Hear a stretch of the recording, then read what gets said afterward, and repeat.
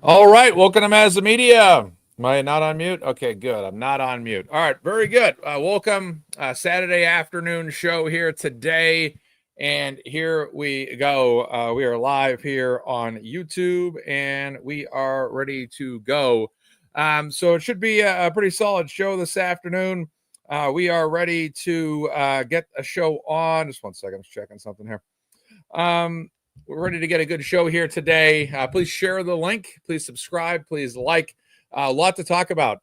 Usually I'm doing shows about once a week right now, so that's kind of the game plan. One sec.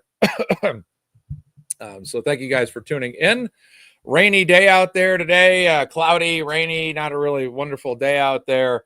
As it's May 31st, Saturday afternoon, and a lot has gone on this week. That is for sure. It's basically the changing of the guard in the middle of this Karen Reed case. Now we have a situation where the prosecution has rested this week, and the defense is now on the clock. Essentially, it's winning time for them right now. So this is when they have their opportunity to begin calling their witnesses and really kind of start to frame this trial in a manner in which they determine who's going to be on the stand, and it's up to the prosecution to react to the witnesses that are called. So very good.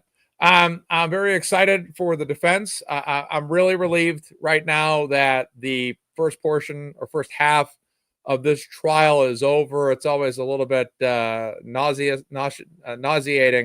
to see the prosecution call their witnesses and really never know when that list is going to end.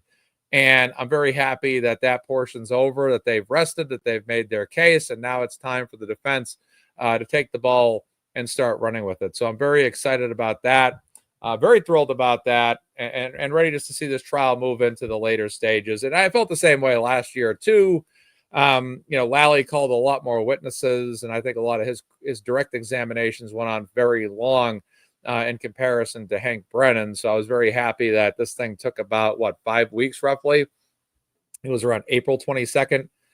This began, and it's crazy to think that this trial has been now going on since jury selection began, since very early April, and it's already been 2 months, which is crazy. This is an elongated process. It's very long. And thank you so much, Nathan Reed in the house. You're welcome, Nathan. Thank you, sir. And we're going to continue to just help your family out and your sister out in any way, shape, or form that we can. And just to mention, today's show is a live fundraiser. And we're just looking to raise funds for Karen Reed. We've had numerous fundraising shows on this channel, and we're continuing just to raise funds for Karen because my biggest concern is just, how much deeper does Karen Reed have to dig into her pockets here to fight this? And what I want to do is continue to raise funds every show if I can. I've kind of personally do that. Brian LTL is also, me and him spoke after the show I was just on with him. He is working on a fundraiser show for tomorrow morning as well at 10:30. So we're just going to continue just to do what we can to raise funds for Karen and just pray that this portion of her life is over as it pertains to this trial, and that she can walk away acquitted this time, that there'll be no aftermath and preparation for a future trial. We're hoping that this portion can just be over, and then Karen can continue on with either taking on any civil lawsuits that come her way, or additionally, any lawsuits that she decides to file herself. So I'd like to see her get on with that portion of her life and start to go on the offensive. But I think, as anything, we should note is that we first need to see Karen Reed acquitted of all these charges. And quite frankly, this trial should have only been, and thank you, Nathan, you're welcome. And thank you for your support of my channel as well. And just, believing in me as well, Nathan. I appreciate that. And your family as well. Thank you so much, Nathan Reed. But yes, at this point, it's about getting Karen Reed out of this and helping her just move on, right? So when we see her caught up in what she's been caught up in for, let's just say, the past year specifically, it has been after the fact of everything that built up to that. And what that means is that, the original cover-up, the original frame job, the original pretrial, the original trial, that was the original deal. That was the original plan, was to get her through one trial, get her acquitted, and allow her to move on to the next chapter.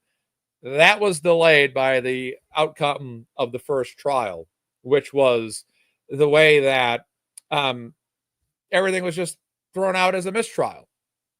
And all of a sudden, there we all are, many of us in Dedham on a day in August, waiting for the first, day of hearings for the upcoming second trial. And it was shocking. It was shocking news because Karen, financially, as we've raised funds for her, we raised funds for her for one trial. She received funds from us and also contributed from herself funds to afford attorneys, to fly out experts. And it was for one trial only. That was the deal. One trial, acquitted on all three charges. She moves on to the next stage of her life. Now, here we are a year later. People were asking me in Dedham outside the court during the last day of trial, which was also the first day of jury deliberations last year, and asking me, Mazza, what's the future of your channel going to look like after this is all over? What are you going to talk about next? And I said, well, I don't know. And at that time, unbeknownst to me and all of us, that jury deliberation was going to go on for many more days. It was going to spill into July. And then furthermore, the first trial was going to end in all-out controversy.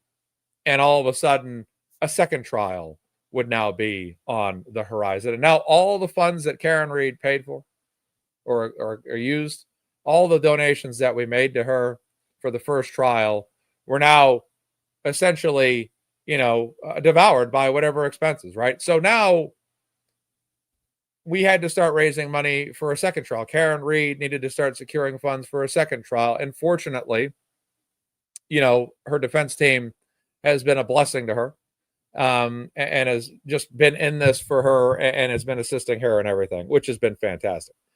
And you have Robert Alessi, who for many of us didn't know who he was prior to this, and found him coming in pro bono and able to assist Karen and take an ease off any financial burden. But at the same time, we've seen a prosecution that's wanted to make sure Karen Reed can expense and spend money on things in ways that extend her wallet, which is, let's fly out the Varka guys for a voir dire. Let's have her fly out Dr. Marie Russell for a voir dire. Let's do anything we can to elongate this process. And that's really, for me, when I look at, like, for myself, and I say to myself, what can I personally do here?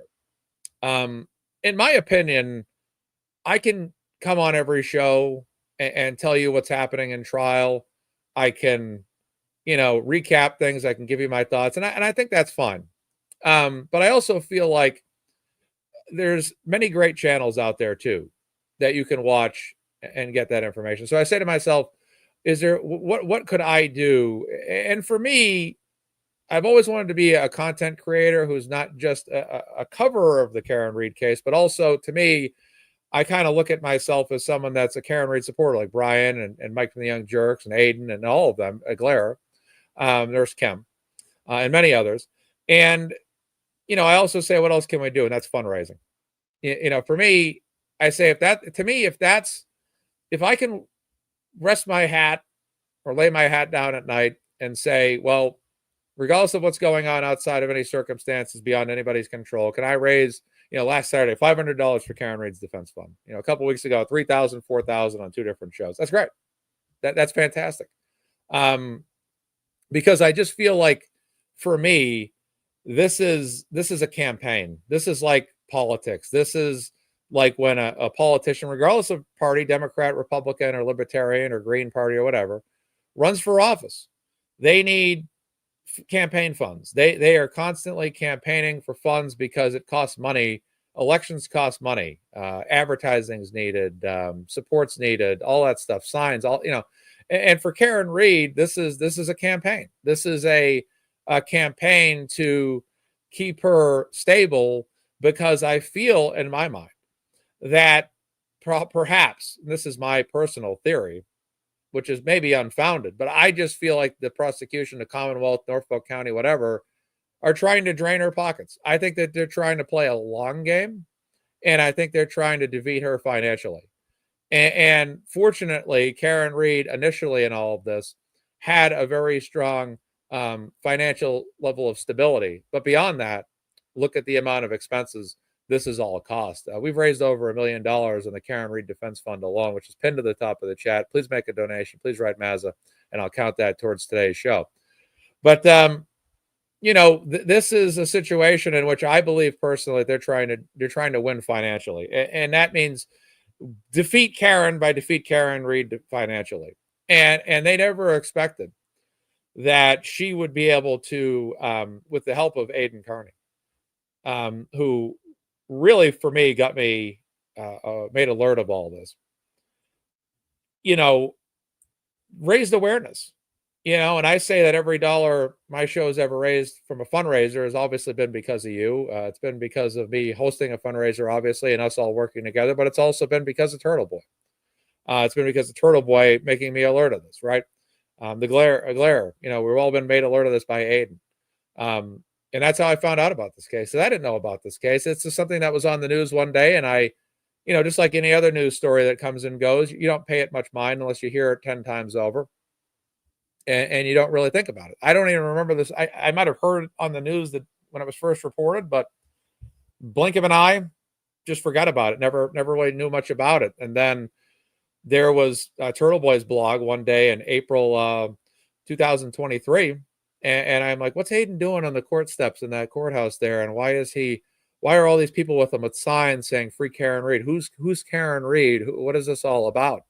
And that's where I kind of started to hear that video that Brian LTL plays, which is Karen and her defense team on the courthouse steps, talking about what's going on, and how she's been framed. And I read, the more and more I read, the more and more convinced I became that this was a frame job. And Dennis Sweeney, what's going on, the more and more convinced I became of a frame job and a cover-up. And I had no doubt in my mind after the first couple of days of reading about this case in April 2023 that something was going on here. And little did I know, and little did we know, that so much of our lives would be consumed by coverage of this case, Following this case, whenever we have a free time in our day, a lot of us, are busy. And a lot of us didn't know we'd be spending so much time talking about this case and following this case. I never knew that I didn't even know where Dedham, Mass was. I didn't even know where Canton, Mass was. I didn't even know where Dighton, Mass was. Okay, when all this started, I didn't know. I knew about Canton. I might have heard Dighton before. Dedham, I don't even know if I ever heard about in my life. I don't know. But 2 years ago, if you asked me, have you ever heard of this? No, not a chance. Not a chance. But when you look at our claims as Free Karen Read supporters, we all are Free Karen Read supporters, whether we're boots on the ground, content creators, folks that live all over the country, all over the world. And, we're all supporters, right? We all have contributed over $1 million to that fund alone, which is incredible, over 2 trials. But I look at what happened in the first trial, and I cannot, for myself, I used to make the comment when Aiden went to jail, that what they did to Karen Read when we all weren't really paying attention to it, which was the initial falling out of 2022. A lot of us at that time, when Karen Read's being taken to court, I think it might have been Stoughton that she was originally in, her and Yannetti initially, it was just him and her, There were no Karen Read supporters back then. And over time, they thought that they had a woman pinned in the corner, about to plea out, about to maybe blissfully accept that she had done this unbeknownst to herself, and she was going to plea, and that the people that perpetrated this were going to get away. But then things became evident, even before I started following the case, that more was going on. And it was a lot crazier. And there was a frame job and a cover up. And there I was, myself and you and many others, following this in 2023 and looking at all of this and saying to themselves, Blair, what's going on? Saying to themselves, well, Karen Read's been framed and covered up. And for me, I was so new at the time and learning this stuff that a lot of times trolls would contest me early on, and they'd make points. And initially I'd be like, well, do they have a point? Well, let me review it. Then I'd review it, and then I'd be like, no, they're wrong, because I was still so new. And then after 3 to 4 months of learning this case, I would no longer get thrown off as easily, because I started to get more and more knowledgeable of what's going on. And then also, just had more confidence in what I had studied, researched, known about, and was confident that these people that were anti-Karen Read were simply wrong. So in essence, they thought that they could defeat Karen Read early and perhaps financially. And maybe a plea was the only option, but they never expected her to stand and fight. And they never expected Aiden Carney to have such a reach. Someone that started off with a large audience that maybe has significantly multiplied over the course of time. He's now over 100,000 followers on YouTube and X very easily, compared to a high level of followers prior to that. But his channels have grown, and content and channels, social media channels, have grown exponentially over the past 2 years as a result of the coverage here. And basically, more and more people have come to follow this case, and it's been picked up by the media locally as well as nationally. And, from Barstool Sports to Court TV to NBC 10 to whomever, this is being covered to some degree. And, there was never an expectation for anybody on the other side that Karen Read would have Turtle Boy as really her armor, not maybe her armor in terms of bodyguard, but maybe an armor in the media, or an armor in social media, to raise awareness for this. And then people like myself, and I'm sure the Glare who's here will admit that it was really Aiden that I'm not sure Glare's story, but Aiden that kind of got us involved here and got us focused on this. And for someone like myself, the Glare, Brian LTL, Young Jerks, we all had YouTube channels prior to covering Karen Read, right? And then we kind of started to, I had actually shut my show down months before. Maybe I'll bring it back up. Microdots was pushing my buttons behind the scenes, like, dude, you're good on the Young Jerks. Do your own show again. All right, fine, I will. So I took time off again recently too, because I needed a break. It was kind of the way life was going for me. It was a tough time there for a month or two. I needed some time, and I'm great now. Nothing was ever a problem. I just needed time. And, they never expected what happened. And financially, Aiden popularizing this has brought so many more eyes to this. And um, with eyes on this has become more donations. And at the heart of this is financially what we need to do is continue to raise money for Karen, continue to help her out, and do what we can to assist her financially. And for me, looking at Aiden's story and all of this, if you had any doubt about what they had done to Karen, framing her, covering up John O'Keefe's murder, whatever you thought, right? When you saw what happened to Aiden in October 2023 and December 2023, at that point, as a Karen Read supporter, if you were 90% confident or even 100% confident in Karen Read's innocence, how could you not be even more confident? I mean, if you were 100% confident initially, how could you not be 150% or 200% confident after what they did to Aiden in real time? They sent police to his house, basically raided his house, took all his devices, charged him with witness intimidation, threw him in jail for 60 days. He's still out on, he's still out on bail at this time as we speak, still facing a lot of outstanding charges. And suddenly you see Karen Read goes from being persecuted solely to now all of a sudden Turtle Boy is being persecuted as well. And please donate to Turtle Boy's defense fund as well. This is an ongoing battle for him. They want to charge him with anything and everything. Fortunately, multiple charges were dropped against him recently, which should have been dropped a long time ago. And I hope that these charges are all dropped 100% as soon as possible, because they should be. These are all manifested charges that really, in my opinion, don't stick at all. So, like I said, what they did to Turtle Boy, and I used to say it on my blog all the time, how can you not, if you were someone that initially was on the fence about Karen Read's innocence, and eventually you got to a point where you started to get more confident in her innocence as you learn things. When you watch, again, what happened to Aiden, how do you not sit there? If they could do what they do to Aiden right before our eyes, because most of us were watching at that time as it happened. I remember that day. Most of us remember that day that were following this case at that time.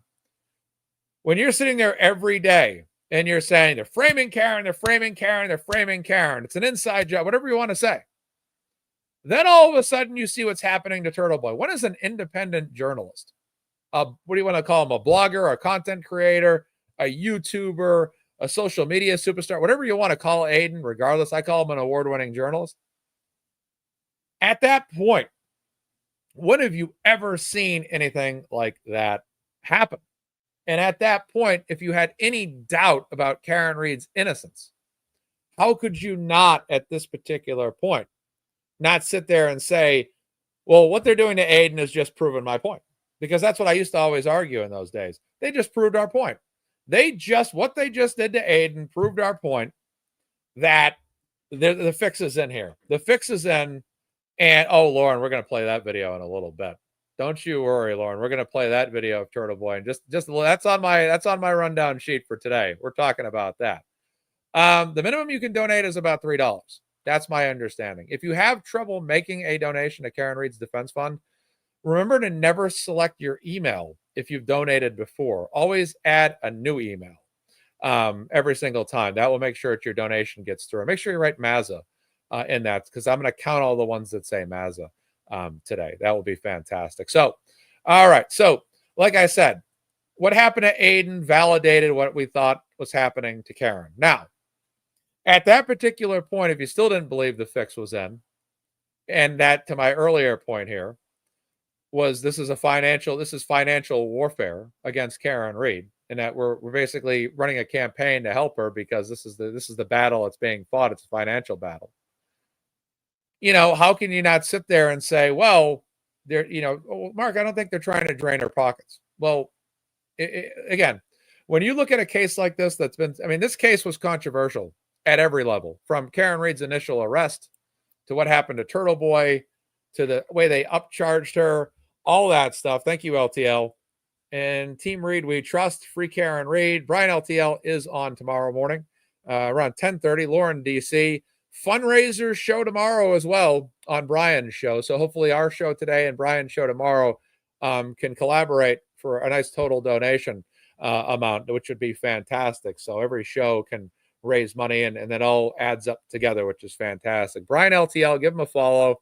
Great friend of mine. I'll be on his show again soon. I was on his show Thursday night? Thursday night I was on his show. And thank you, Brian LTL. I do like the logo too, by the way. All right. So thank you, Brian. There's the link at the top of the chat, by the way. Thank you to Scott McGinnis and all the mods that are following the show today and helping out, just keeping news in the links and news and all that in the chat. Appreciate that. Thank you to Scott McGinnis, boots on the ground, total rock star. All right, so to the point here. Thank you, Brian LTL. It's a financial war.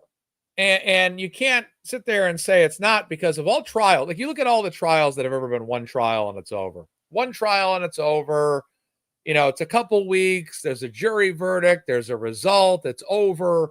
You know, of course, of all cases, this case being so caught up in controversy and cover-up theories, frame job theories, all that stuff, right? And then you sit there and you say to yourself, oh, here we go. There's a mistrial declared. It turns out a Massachusetts state police officer was involved in overseeing the jury. It turns out now you got juries going on the news. Jurors going on the news and saying, oh, yeah, we actually declared her not guilty on 1 and 3, and writing, I think, sworn affidavits to the defense team. And then you have one of the jurors now helping the defense team. When has that ever happened before, right? How often does that happen? But in this case, so caught up in controversy, frame jobs, cover-ups. Hey, good to see you, Diane G. You've been following my channel for a long time. Thank you. Jason Lazzetti, thank you so much. Crimes and Craps, hello. A case so caught up in controversy, now all of a sudden, you know, the first trial may as well end in controversy first. Because fair enough, Karen Reed should have been acquitted on all 3 charges. And I've said this before, I'm willing to bargain here. At least acquitted on counts 1 and counts 3.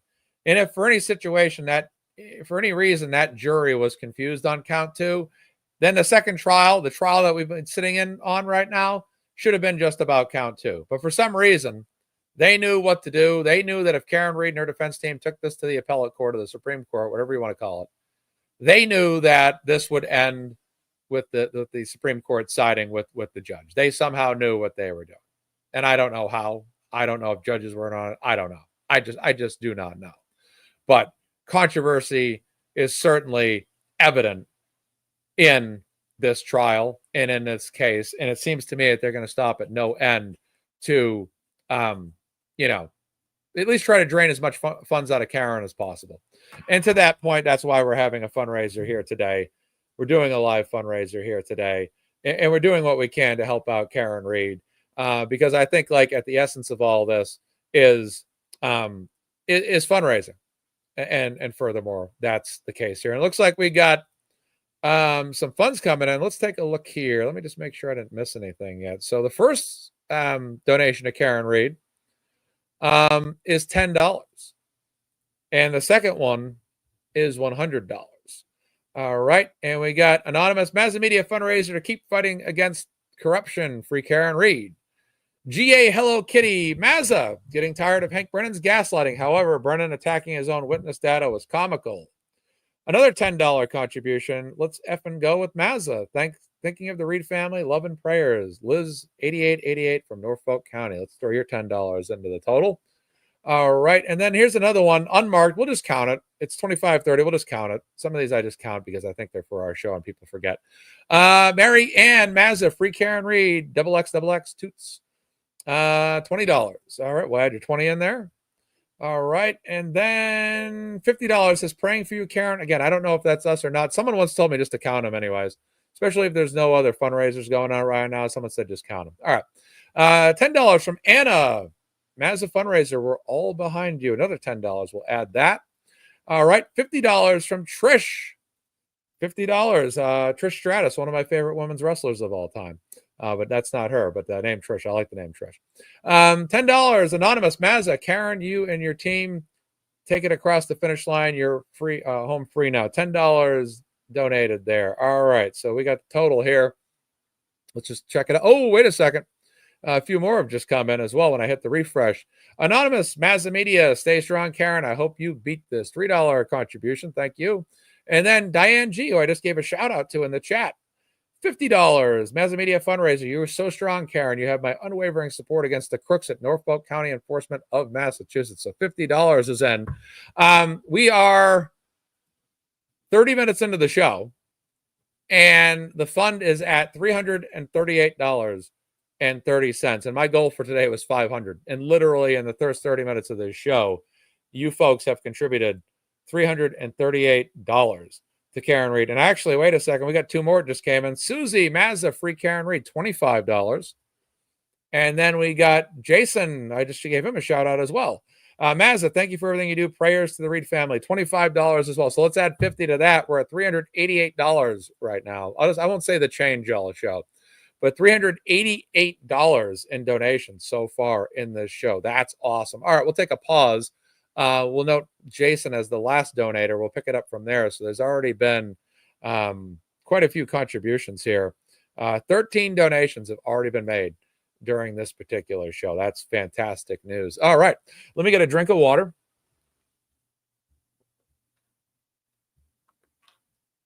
Just take a quick little moment for myself here. All right, there we go. Sometimes you need a little breather, especially when you're solo. You're doing all the talking yourself, and there's not like a co-host to let talk for you. So a lot of times, it's nice to have a little break just to kind of take it. I was going to drink from the collection cup, as they say. You can give by going to the link at the top of the chat. I don't know if they accept PayPal though. I don't think they do. All right, let's take a look at what I got here. All right, so I'm going to go down my rundown list for this show. What's funny is I haven't even formally started my rundown list. Kelly Reed's in the house. Kelly Reed says, hi, Mark. Sitting at the hairdresser listening to you. Thank you for doing this. It helps so much. You're the best. Free Karen Reed. Kelly, thank you so much for that. You're the best as well. Like I always say, no, you're the ultimate cousin. Nathan's the ultimate brother. Bill and Janet are the ultimate parents. And just can't say more positive things about you guys. And it's too bad you guys have to keep going into court, but let's hope this is all over in a few weeks and Karen can move on to the next phase of her life. But Kelly, you've been awesome. Fantastic. I saw you in court yesterday too. I saw you on camera. I'm like, there's Kelly. Good to see her. That's great. Hope you guys are just going to get what you need here family wise, and just for Karen, just her to be able to move on, be acquitted. And let's continue on here with Karen and allowing her to get to the next phase of her life. Let's hope for the best. I don't expect her to be convicted of anything. That's for sure. All right. So I'm going to look up a particular video that I liked online, and I am going to display that on the screen and play that for you guys here today. All right. There we go. I was going to do my show at 1:00 today, but then I just got, I needed some time to prepare. I was kind of starting to think about what I wanted to talk about today. And then it kind of took me some time to kind of like say, hey, I needed some more time to prepare. So, all right. This video here was presented by Microdots, our good friend Microdots. We all love Microdots. He makes, in my opinion, just the most incredible videos. Kelly says, thanks everyone. We are excited to start our case in chief, plus get our girl free. Much love to all. Exactly. I feel the same way too. I think we all do. It's just happy to see the defense ready to start their case here and get on with it. So Lauren, we'll get the we got the video you want. That's going to be later. That's probably about a couple segments away. I think I'm going to be on this show for 2 hours today. I think this is going to be a 2-hour show. I do shows so infrequently now on my channel that when I do a show now, it's almost always like an hour and a half and above now, or it used to be about an hour because I used to do the show so frequently. It's like I have like a whole week to catch up on all the time. All right, here we are. So in this video, there's a side-by-side comparison. On the left is Aperture's Shannon Burgess, and on the right is Mr. DeSorga. Matt DeSorga, who is the director of engineering for Delta. I'm just going to call it Delta V or Delta 5, whatever they want to call it. All right, so let's play the side-by-side. Oh, I forgot to do one thing. I forgot to read the read-off that Microdot said. Microdot said, can you spot the fake expert? Okay, I forgot to read that. Here we go. Let's play this through. Let's make sure the volume's up. All right, here we go. Are you a member of any subcommittees? Yes. Are you also a member of the National Association of Professional Reconstruction Specialists? Yes. Have you also authored peer-reviewed articles? Yes. Have any of your peer-reviewed articles that you've either authored or co-authored specifically focused on Toyota vehicles? Yes. In January 2025, did you co-author a publication entitled Simulation of Vehicle Speed Sensor Data for Use in Heavy Vehicle Event Data Recording? Yes. So, one moment. I had to put the link up. Okay. Thank you, Kelly. Shout out to you as well. All right. In this side-by-side comparison, there's nothing for Shannon Burgess that's talked about here. Like, they don't show the questions asked of him, but these are all qualifications that Matt DeSorga has. Now, another thing is the bachelor's degree, the master's degree. These are attributes, and I don't like to make fun of people as much especially on my shows. I usually make fun of people behind cameras that are public figures or in the public, because I don't want to have too much mockery, even though it is fun to make fun of some people sometimes. But I'm just gonna do this as objectively as I can state here.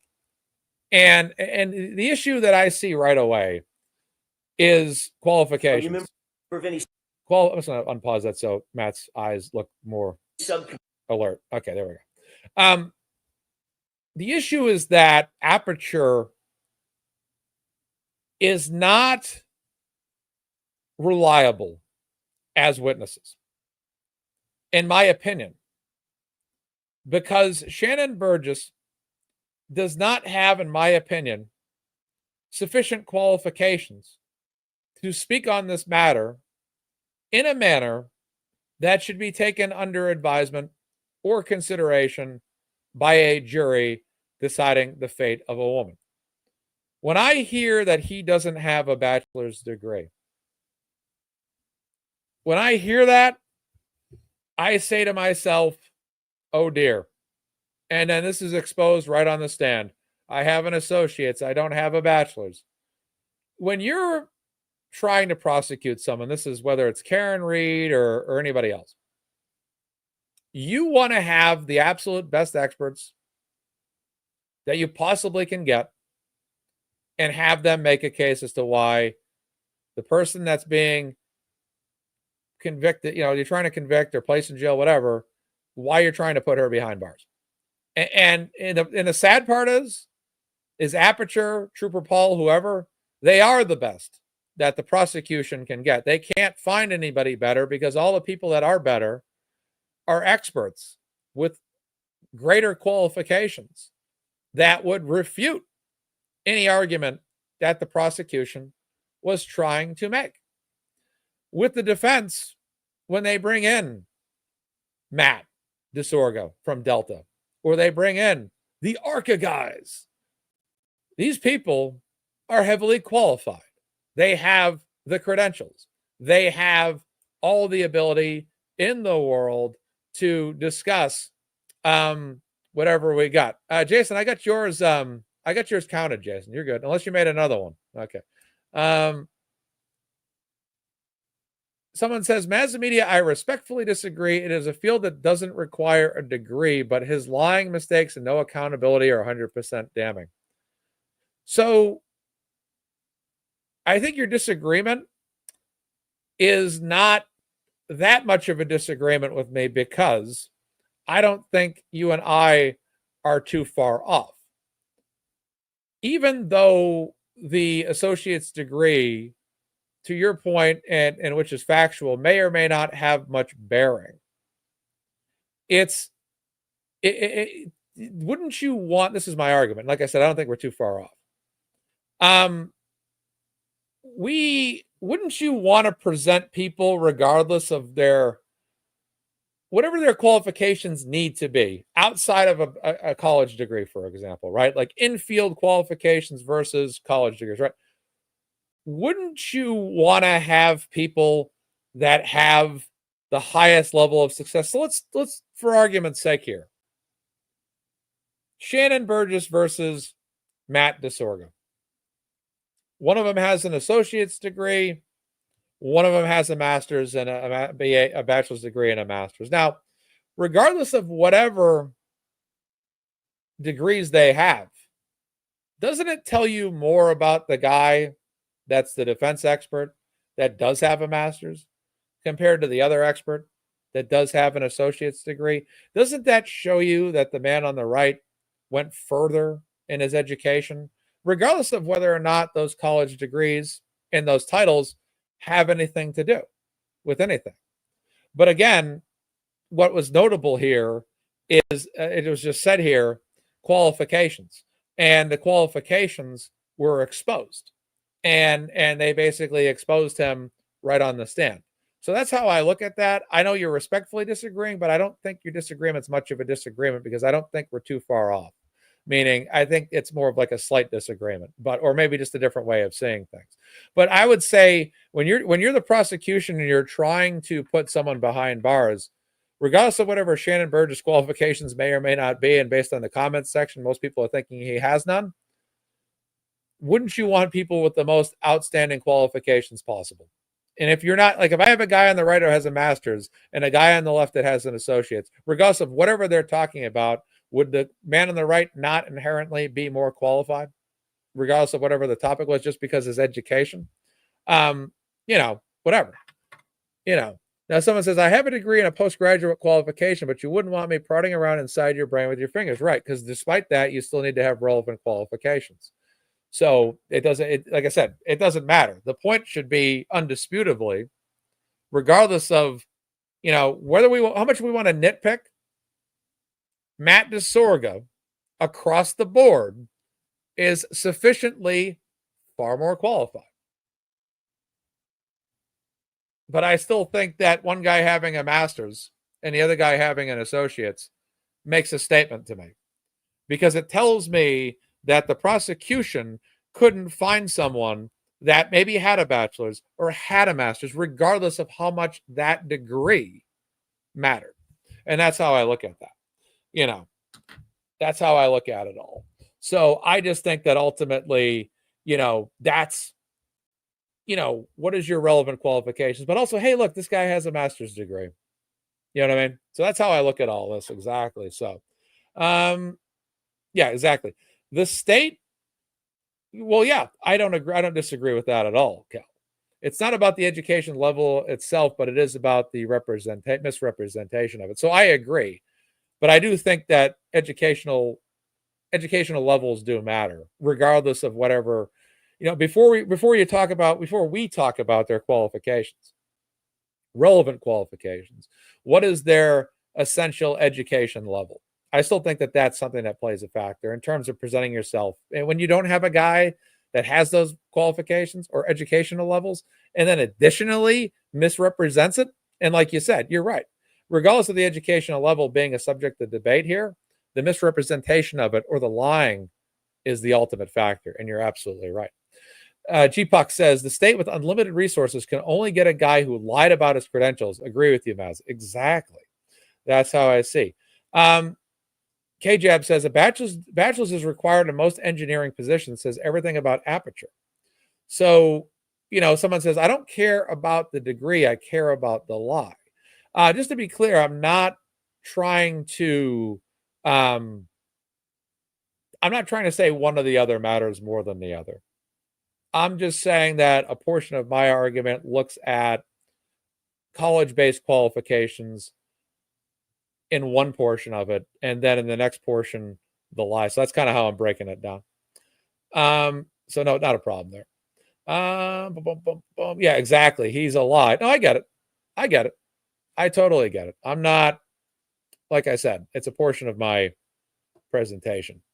Nan came in big today. Oh, she did? Did she make a donation? We'll take a look at that shortly. Let's take a look. Just looking at some comments here. It's a good conversation we're having here. I like the feedback too. Yeah, here we go. Where was it? All he had to do was be honest about his education.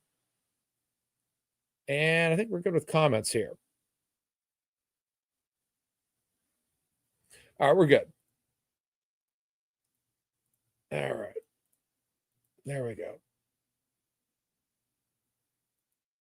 Yeah, he fudged his resume for sure. That's something that's for sure. All right, so we will stop the share on that. Now, I don't have a lot of trolls. I think most of these people today are just Karen Reed supporters that are voicing their opinion. That's how I look at it. So I don't think that I think that people that are Karen Reed want to voice their opinion on what they think matters. And, I want to make sure that what I'm presenting on my show is transparent and fully understood too, because I don't want to cause. I don't think there's any argument going on, but I just think that I want to make sure that what I'm conveying and what I'm saying on my show is not, it's just transparent, or it's just being understood. So I don't know if these are trolls though. Unless they are trolls, I don't know. I don't know if they're trolls. We could see, but a lot of people are trying to back it up, but I don't know. I don't know if they're trolls or not. We'll just assume that they're all Karen Reed supporters, and that's all. That's all with it. All right. Let's take a quick break and let's look at the latest Karen Reed Fund donation. Oh, SD came in big here. Let's take a look. Oh my goodness gracious. Okay, let's take a look back here. So let's go back. We're going way back here.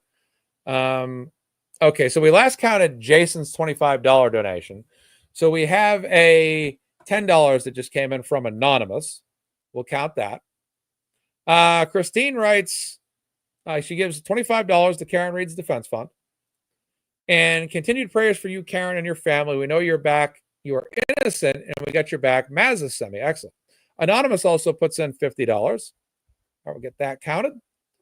All right, and MazzaMedia Free Karen Reed, Justice for John O'Keefe. Tammy comes in with a $50 contribution to Karen Reed's Defense Fund. And she writes, Mazza, Free Karen. Lisa also comes in with a $50. We got this counted. $50. And she writes, Mazza, to Karen, her family, and legal team, sending positive vibes, strength, and love. A $20 donation is coming for Karen Reed. It says Mazda. Instead of Mazda, it says Mazda. That's a common misspelling of my name, which is always funny. But she wrote Mazda. So we got that donation in. All right, so we'll get that in. $20. Perfect. All right, and then we got, it says $5 here. I'm not sure if it says Mazda or not. We'll just count it. All right, and then we're up to almost $600 off these. $20 from Marjorie. Mazza, Free Karen Reed. We'll count that. Crystal, $50. I'll put that in. Yeah, you guys are doing great today. This is incredible. Northern California is ready for Karen to be able to get on with their life. Shit show needs to go. Love Mazza. Thank you. I love you too. Jason is back. He just put in an additional $200 off his $50, so $250 total from him today. Thank you, Jason. Mazza, wanted you to reach your goal. You're doing great things to help Reed family. Thank you for everything, and we all need to stay strong and help Karen and her family. Very good. $20 from Sandra. It doesn't say Mazza. We'll just count it. Wishing my donation could be more. My love and blessings to you all. Okay, here it comes. This is what people are talking about. Nan Gallagher. $1,000. So my goal was $500. She just doubled it in one donation. Twice as much of my goal. Thank you so much, Nan Gallagher. MazzaMedia fundraiser and also a contribution to Shannon Burgess' college scholarship fund. Hilarious. Excellent. Then SD. Everyone knows SD. $50 contribution to Karen Reed's Defense Fund. I'm a MazzaManiac for life. Mark, your dedication and support for Karen and her family is incredible and touches all of our hearts. Let's go defense team. Wow. Ladies and gentlemen, our total right now, are you ready for the announcement? Here it comes. We are at a total amount donated to Karen Reed's Defense Fund so far in just under 50 minutes of $1,938. That's right. $1,938.30. Absolutely incredible. A lot of funds raised for Karen Reed in just an hour right now. We had last Saturday hit $605 on our show. And today, $1,938 has been donated to Karen Reed by you guys. That is unbelievable right now. What we're seeing here, and this is the big push for Karen Read's innocence. Wow, I'm flattered. I'm flattered. People are like, well, why are you flattered? Well, because I'm thankful that people can donate to Karen Read like this. This is incredible. This is huge. Sherry McKay, I hate to call kids, but what about JM and Carrie's kids who were with them when they went to lengths? Did they stop at 34 Fairview or not? I'm not really sure about who was like I would call the people that are less talked about. I'm not really sure about the timelines for anybody there. When they went, or where were they awake or not, when they were out and about searching, I don't know. She says, I hate to call kids, but what about them kids who were with them when they went to lengths? I'm not sure. I'm not sure what the timeline was on any of that, but I don't think they'd ever call them nonetheless in this particular case. But it's interesting. It's interesting to know a lot of this.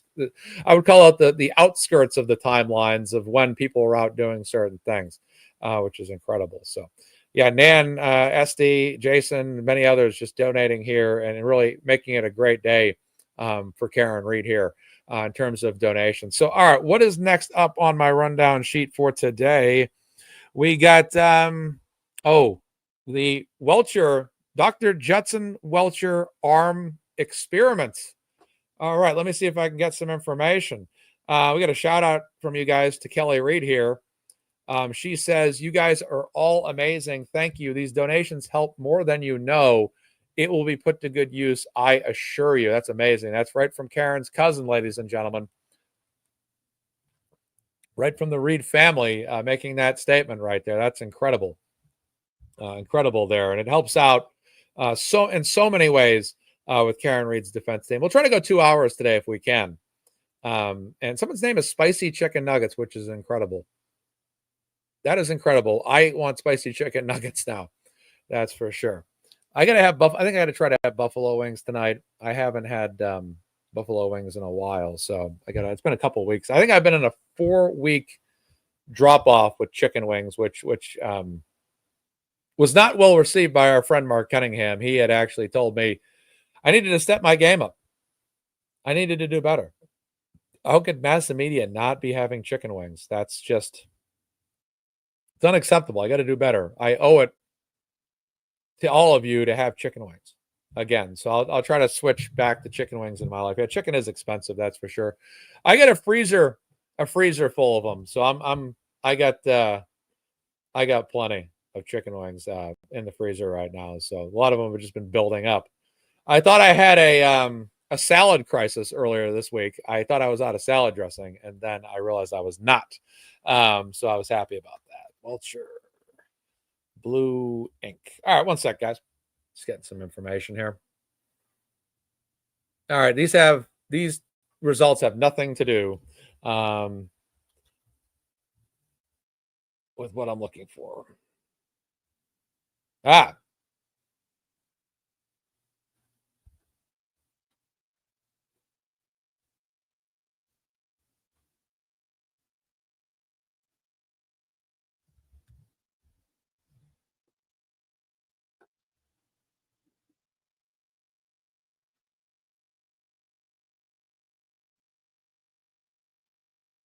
Okay, just a moment.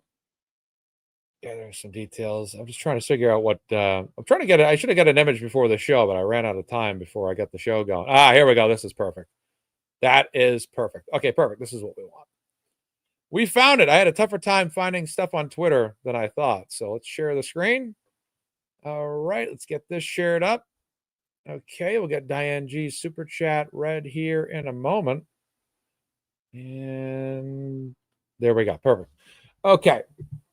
Diane G, Chicken Wing Sauce Fund. Thank you to all of your generosity. Free Karen Reed. Thank you so much as well, Diane G. I greatly appreciate that. Like I said earlier, you've been following my channel for a long time as well.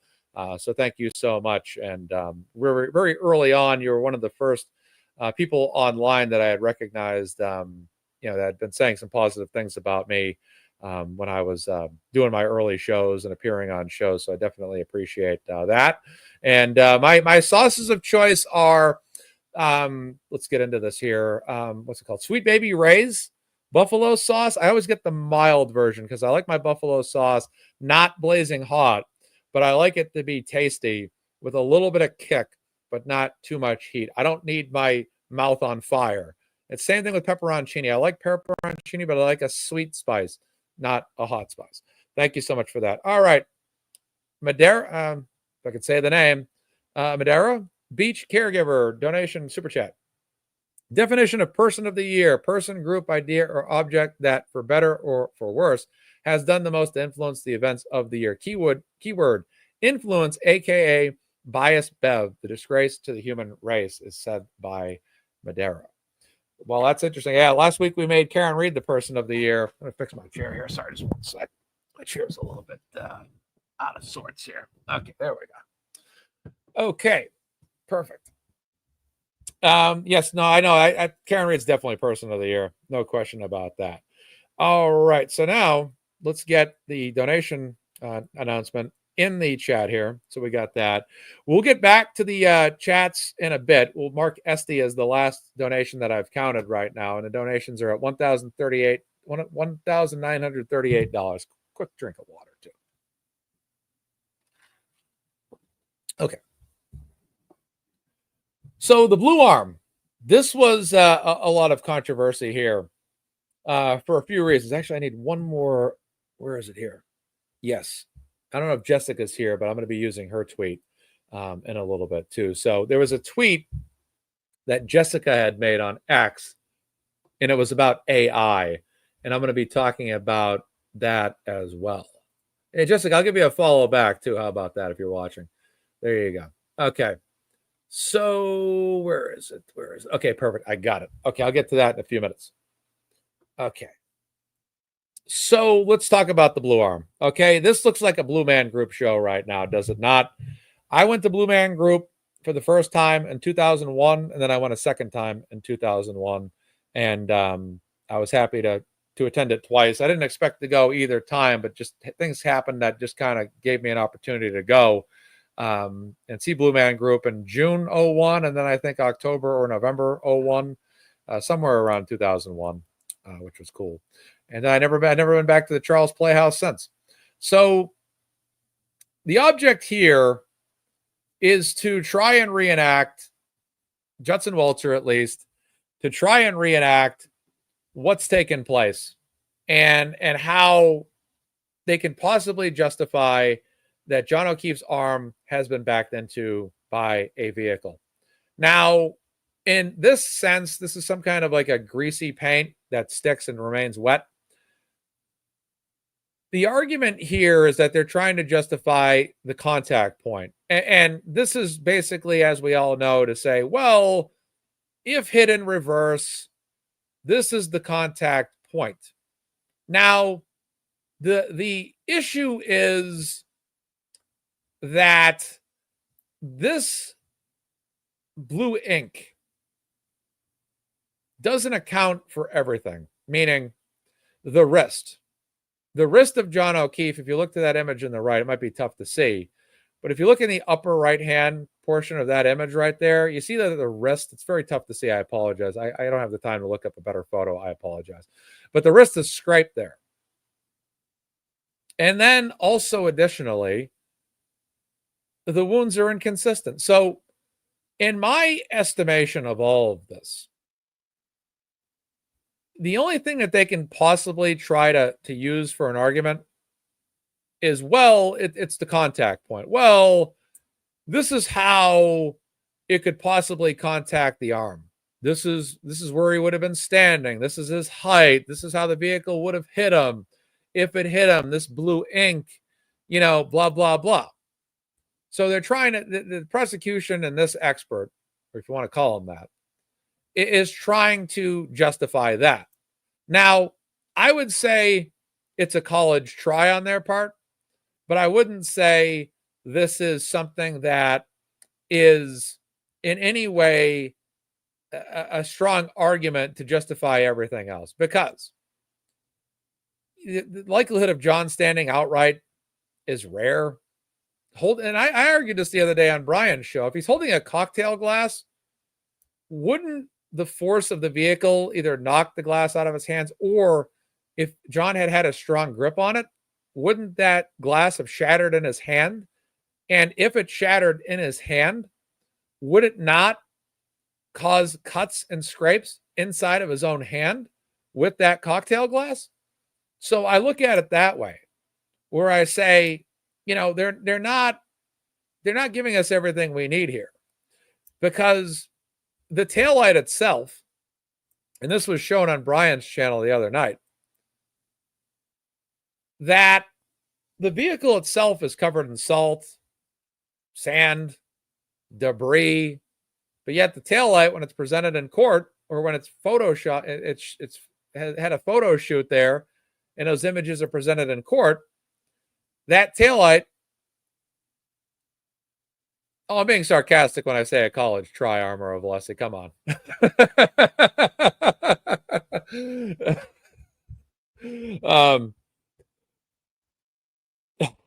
I'm just laughing at the comment. That's all. That's a good comment.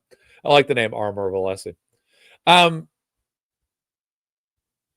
They're trying to reenact this, but it doesn't make any sense, because the cuts and scrapes at the end of the day would not be caused from taillight.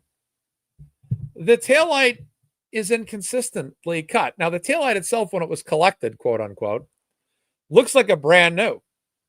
Someone says, no, Mazza, the Brian admit it's not up to Karen's team to prove another possibility. I never said that the Karen Reed's defense team needed to prove another possibility. I never made that comment. You said, no, Mazza, the prosecution have made the claim. I know they've made the claim. You said, it's not up to the Karen's team to prove another possibility. I never said that the Karen Reed's team had to prove another possibility. If I said that, I must have misspoke. Only to show that the CW claim is absolute crap. Exactly. There's no disagreement here. There's no disagreement, Brian, unless I misspoke. But I don't recall making that claim on this show. Thank you. Okay, no problem, Brian. Thank you so much. Okay, I like to look at objective comments, and I appreciate your objective comment. No problem at all. No worries. I like to listen to people I like to read comments that might disagree or might see things differently. Just like it creates conversation. So, again, how is the prosecution gonna sit here and argue anything when the taillight itself that they've collected doesn't have any salt and sand on it? It looks, honestly, the taillight looks like it was taken right out of a box and basically presented. That's basically how it looks. It's not consistent. What the broken taillight that they presented, I should say, it's clean. It's clean. I don't mean like a clean break. I'm talking about, sure, we can do that right now, Crystal. Before you end the live, can we please just take a moment to acknowledge the strength and energy Karen Reed still puts into her own case with helping the defense? She is such a strong woman. There you go. Absolutely. You got it. She absolutely is strong. I think we're so used to her strength that sometimes we forget about it these days, because she's done a great job. She continues to stay right in that fight. So, like I said, the taillight that they presented in court in those images, or have presented in court, they're clean by comparison. Now, the best argument that they can make is, well, here's the contact point. We had this vehicle go in reverse, and my arm's blue, and this shows that the contact point is possible. Okay, fine, I get it. But that's not enough to, in any way, shape, or form, make an argument that the taillight shattered. That taillight, a vehicle driving in reverse would shatter taillight on a human arm. That taillight from a vehicle driving in reverse that crashed into a man's arm would shatter in a manner that would cut and scrape an arm in the manner in which you see in that upper right-hand image. There's just nothing, to me, that can go beyond it. So yeah, there's a way that they can say, well, hey, look, my arm's blue. I can reasonably match the contact point, but that doesn't tell you everything else. That doesn't tell you the full picture. Why is the taillight not covered in salt and sand, especially when it hit the ground? If anything, it would have more salt and sand on it if it hit the ground. Why does the taillight show no blood? Why does the taillight show no human DNA. Why is the wrist not cut? Why do the cut wounds look like he's attacked by a dog instead of a taillight? These are all things that do not look consistent. And then, yes, Michaela, thank you for your comment. This is a good comment. This is a great way to pivot to this. She says, as a doctor, to have no bruises in a car accident is impossible. So, yes, that's a great transition. Let me get some water before I get into that.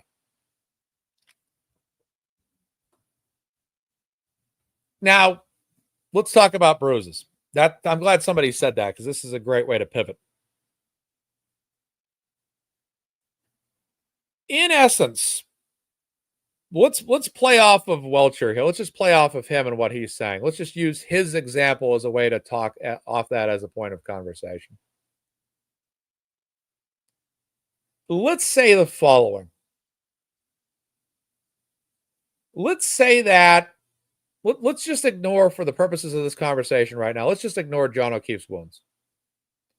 Okay, let's just talk about the contact. Let's just say, for example, in this conversational piece, that a vehicle backed up into somebody and hit them. And there was no shattering, there was no cuts, there were no scrapes, there was no blood. The person was just hit by a vehicle. Well, I talked about the other day on Brian's show about a baseball player. Like, you watch a Major League Baseball game, and a baseball bat, as you know, is bigger than a baseball. A baseball bat hits a baseball, right? We agree on that. A baseball bat is a smooth, solid object hitting another object. And when a baseball bat makes contact with a baseball, most of the time, there is no damage to the baseball. It is simply hit, right? The baseball bat, which is a smooth surface, doesn't cut and scrape the baseball. It doesn't tear the baseball apart. It doesn't force the baseball to shatter, obviously. It just hits the baseball into orbit, where it's fielded by a baseball player in the field, or is a home run or a foul ball. So that's kind of how I liken this, right? So basically, comparatively, a vehicle is a smooth object. A body is a smooth object, right? There's no forks, knives, pitchforks, no stabbing weapons or objects on that vehicle. It's just going to back into somebody and hit them, right? So it's force hitting an object. Now, in baseball, when the bigger object hits the smaller object, it's the smaller object that is launched away. Similar to this situation, that a vehicle hypothetically hitting a man in reverse would be a larger object hitting a smaller object. I would argue that the mass of the vehicle compared to the body of the man would drastically be more sizable in size and weight than to a baseball bat compared to a baseball. So if this man in this example, or John O'Keefe, for example, was hit by this vehicle, to our doctor in the chat's comment moments ago, then there would be, just like a baseball, no cuts and scrapes, but just simply a hard contact. So then we take a look at the result of a human being hit or struck. When we watch a lot of fighting, in UFC or boxing, there can be cuts and scrapes. I get it. But most of the time, there's bruising, especially when you're hit by something. It causes bruising. It may cause internal bleeding. It may cause blood to appear under the skin with no cracked skin. So in essence, even if we'll just play off the Commonwealth's theory for the purposes of argument, let's just say that the wound pattern on the arm was legitimately caused by taillight in this purpose of this argument, hypothetically, okay? Then we'd have to ask the next question. And the next question would be, okay, you're saying that the arm was cut and scraped by taillight when it shattered. Okay, but still, his arm would have been hit and his body would have been hit by the motor vehicle, which then would be the next question, which is, where is the bruising? And because inherently, if someone was, in general, it's like in boxing or fighting, right? When someone hits another person, blood can be drawn, but most of the time, bruising is caused by a hard impact. When that Red Sox player in the 90s, 70s, or whatever it was, got hit in the eye with the baseball, and he was on the cover of Sports Illustrated, and his whole face was bruised, That was a contact wound. He might have bled a little, but ultimately he was bruised first and foremost. Bruising is usually the more likely thing to happen when you're hit. Bleeding can happen in some cases, but obviously in this particular image on the upper right hand corner, it's all blood, it's all cuts, it's all scrapes. There's no bruising. There's nothing to show that the vehicle battered his body. We always talk about, like, Back to the Future 2, I'm gonna ram him, or Back to the Future 1, I'm gonna ram him with my vehicle. Biff says the point is to batter him. He's not saying I'm gonna hit him with my car and open him up. No, I'm gonna hit him and ram him and beat him to a bruised pulp. So that's kind of how I look at this. And that's what people have been saying in the comments section too. Where is the bruises? Where are the bruises? Where are they? In order for those cuts and scrapes to exist, there also must be bruising. And that brings you back to the point about the dog attack, right? If you look at a dog attack, if you get bitten by a dog, I've been cut and scratched by my cats over the years. All of us have probably been cut by animal claws at some point, scratched by animal claws at some point in our life. Usually it's just a cut and there's blood, and usually I never bruise. I've never bruised from my animals, my cats over the years throughout my lifetime, ever cutting, scratching me wherever. That's never happened to me. I've never bruised from a cat scratch. I have bled. If you get bit by a cat or a dog, you're really probably not going to bruise, but you're going to have cuts and scrapes. So inherently, making the argument that cuts and scrapes were caused by a dog is more realistic than an argument that the vehicle would do that, because a scratch. So here's the thing, right? Dog's claws are sharp objects. A dog's teeth are sharp objects, right?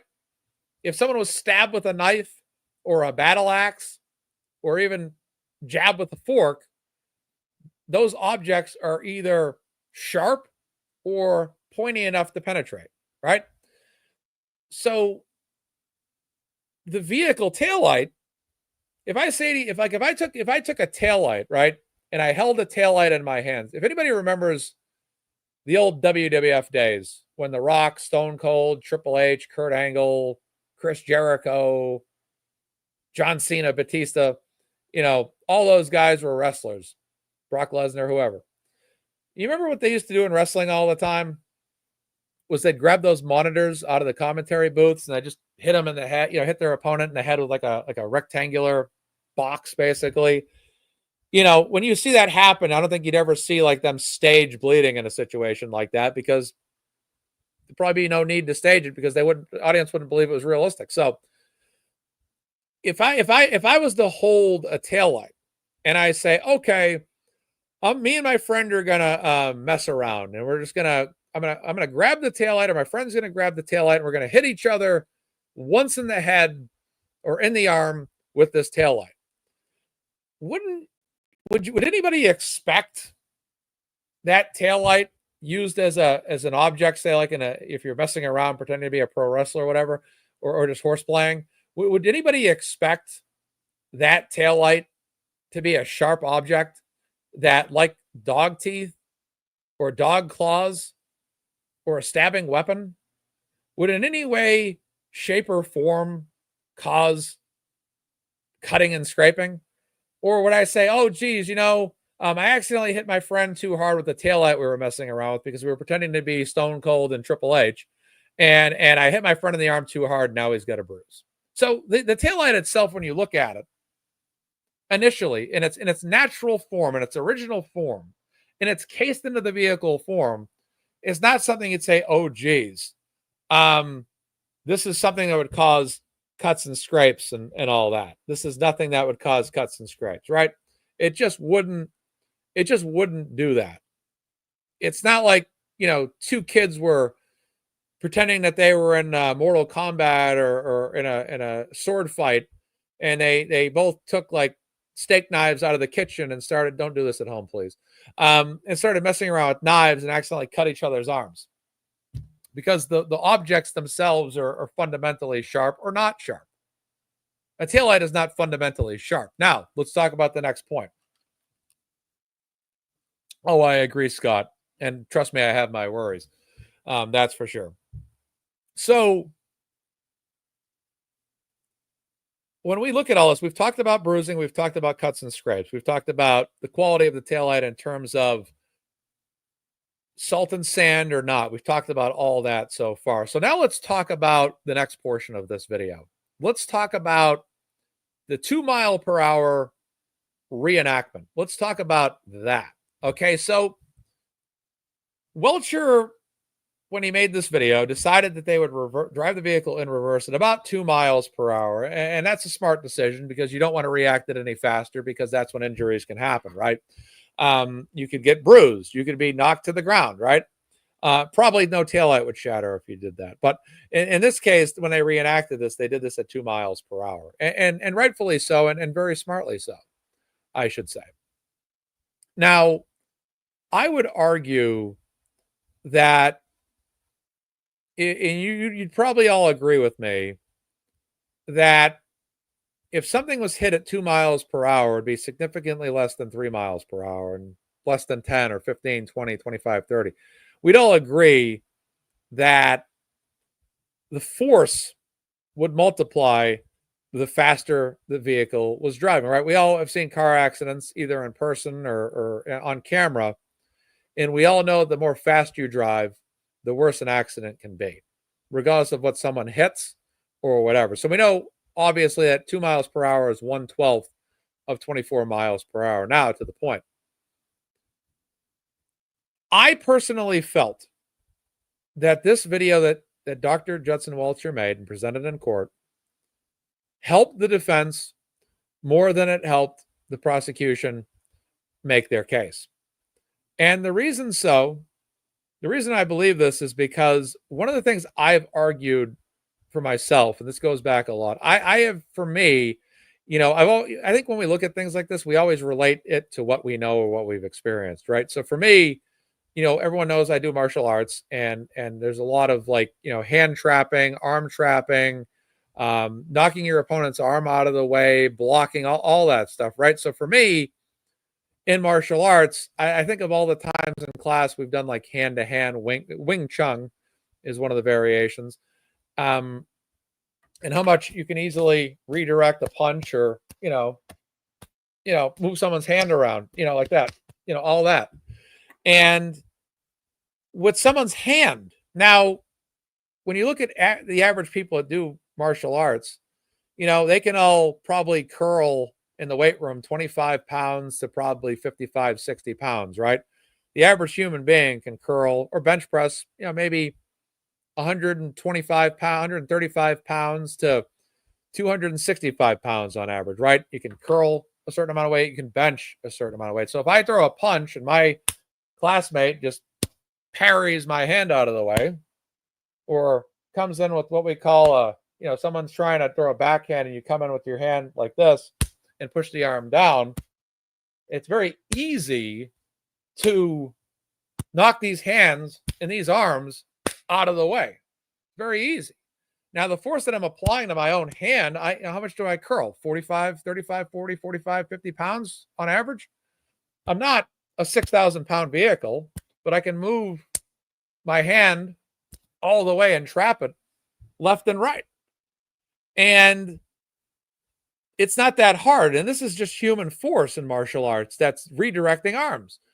And one of the things I said on many shows, going back a long time now, is that a 6,000 pound vehicle is going to knock an arm out of the way so quickly that it's never going to have time to shatter. And even if it was able to shatter, by the time it did shatter, the arm is out of the way and probably is not going to be hit by any of the debris. And that's an issue. That's a hole in their story. And that's something for me that stands out like a sore thumb. And when he did this reenactment video, the first thing I noticed was at 2 miles per hour in reverse, regardless of whether or not he threw his body into it, regardless of whether or not the bumper would have hit his legs first and caused bruising, regardless of all of that, that vehicle, when it did hit his arm in his particular reenactment video, his arm was knocked out of the way immediately when that blue coloring rested on his arm like that. That arm was gone immediately. Like, don't get my arm on the screen. Gone. I'm just tapping my wrist here. Let me try to resist it. That arm is out of the way very, very quickly at 2 miles per hour. And for someone like me who's been arguing 24 miles per hour would have knocked the arm out so quickly, I never would have thought that 2 miles per hour would also meet my argument as well, which is absolutely something that stood out to me. So I'm sitting there like, I've been running around saying 24 miles an hour would knock the arm out of the way so quick. And all of a sudden I see his video and 2 miles an hour did it. 2 miles an hour, 1/12 of the level of the force knocked his arm out of the way, which is amazing to me because I didn't know what 2 miles per hour in reverse would do till I saw that video. So to me, this very video that they made trying to convict Karen Reed, in my opinion, was more helpful to Karen Reed in the defense because it proved how quickly his arm was out of the way. Next point. How could we get a vehicle's taillight to shatter? I think we do got trolls in here. I think we do got some trolls in here today. Welcome, trolls. All trolls are welcomed here. Thank you, trolls. We do appreciate you guys participating today. Perhaps we can learn something about Karen Reed's innocence. All right. Next up, let's talk about how to shatter a taillight. Okay. What circumstances do we believe a taillight would shatter in? Okay. All right. If a vehicle were driving in reverse, how could we get this thing to shatter? What we do know, Karen Reed backed her vehicle not into John O'Keefe, but into John O'Keefe's vehicle at One Meadow Lane when she was going out to search for him. When this happened, what happened? The taillight cracked. So there was a crack from that. There's no word on Diamond. I think it's Diamondus. There's no word on that yet, Mac. We do know that the vehicle cracked. And so let's look at why the vehicle cracked. The taillight cracked. Well, backing into John O'Keefe's vehicle at One Meadow Lane when she was out searching for John. When we think about the Lexus backing into a human being or backing into another vehicle, what is the fundamental difference? The fundamental difference is the weight of the people or object being hit. A 200-something pound man versus a fellow 6,000-pound vehicle, right? In this reenactment here, at 2 miles per hour, it was enough to knock away Dr. Judson Welcher's arm. In the situation in John O'Keefe's parking lot, Karen Reed's vehicle backed into another vehicle and the taillight cracked. Now, that is because Karen Reed's vehicle drove into something in reverse that was of an equal or at least a weight that would be resistive enough to cause at least a crack or a hairline crack in her own taillight. So this means that it's extremely impossible for that taillight to ever suffer any damage from any person that's being hit by a vehicle in reverse. Additionally, 13 Kings, how are you? Good to see you. It was a pleasure meeting you last October, by the way, at the Halloween party. This taillight would not shatter or crack. Unbelievable. Very unbelievable is that. Now, if it hit another vehicle, no, there's a crack, right? There's a crack. And what do we do? What do we know? That crack in the taillight occurred after whatever incident may have taken place with at 34 Fairview, which was not Karen backing her vehicle into John, because that quite simply never happened. It's a myth. It's a manufactured lie. That's all it is. That's all it is. Okay, so that taillight cracked when it backed into another vehicle because it was a resistive level of force. If someone were to create a stone wall or a cement wall and a vehicle backed up into it, I'm sure there'd be significant damage to the vehicle all over the place, especially at 24 miles an hour in reverse. There'd be enough damage to say, oh, geez, well, the taillight shattered, but it also hit a wall that had a weight resistance. It also hit a wall that was a solid object, and that solid object caused damage to the taillight. It's reasonable. Car accidents happen. Taillight can, something can happen to taillight in a car accident when it's hitting another object. But to a 6,000-pound vehicle, let's take a look. So 1,000 pounds itself is 5 times greater than, so probably 36 times greater in weight. 6,000 over 200, probably 36 times greater in weight. Something 36 times greater in weight is going to hit an object at 200 pounds. That, it's like if someone threw a pea stone at you or you ran into a pea stone, it's not going to cause any damage to you because it's a pea stone. To that vehicle, driving in reverse and hitting a human, it's like running into a quick a pea stone or something. It's nothing. There's no time for any real damage to be taken to the vehicle. That's it. That's all there is to it, ladies and gentlemen. We'll talk about Proctor in a little bit too.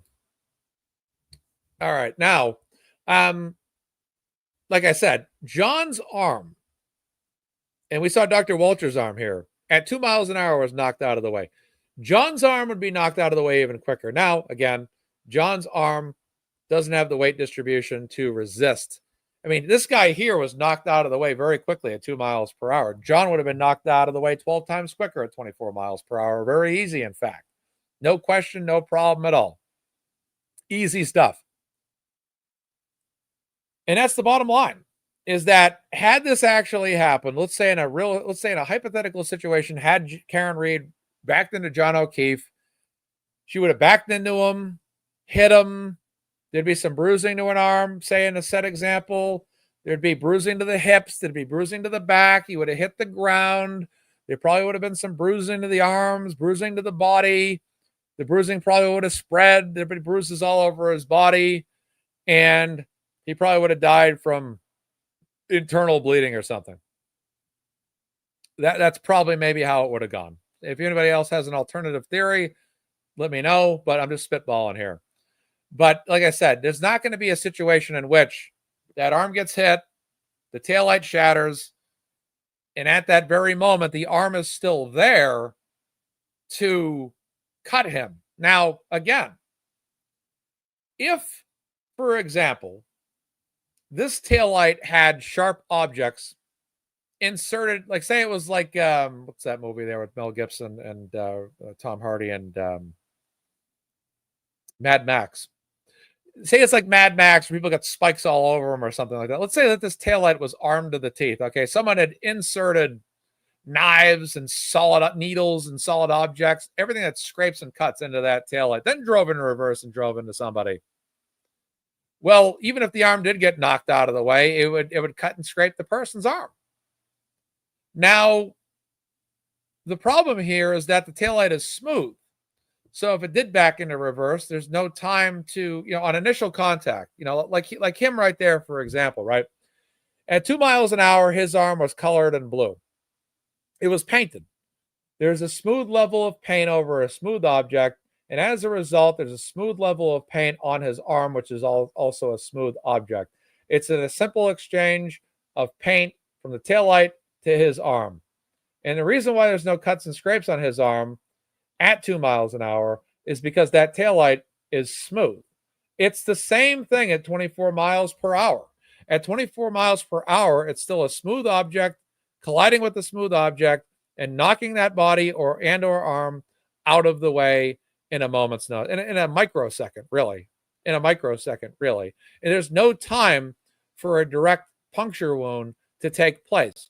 When puncture wounds from a dog or cat or whatever kind of attack, a knife or whatever, there's a moment to stab. There's an initial penetration. It's like lancing, and with old knights, lancing. It's time to gore a guy with a pole.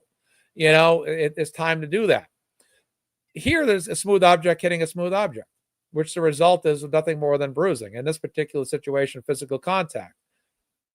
Now, if that taillight had spike strips, boom. Okay, fine, the arm gets cut. In this situation, let's look at this. The vehicle goes in reverse, hits the arm. The arm is knocked out of the way immediately.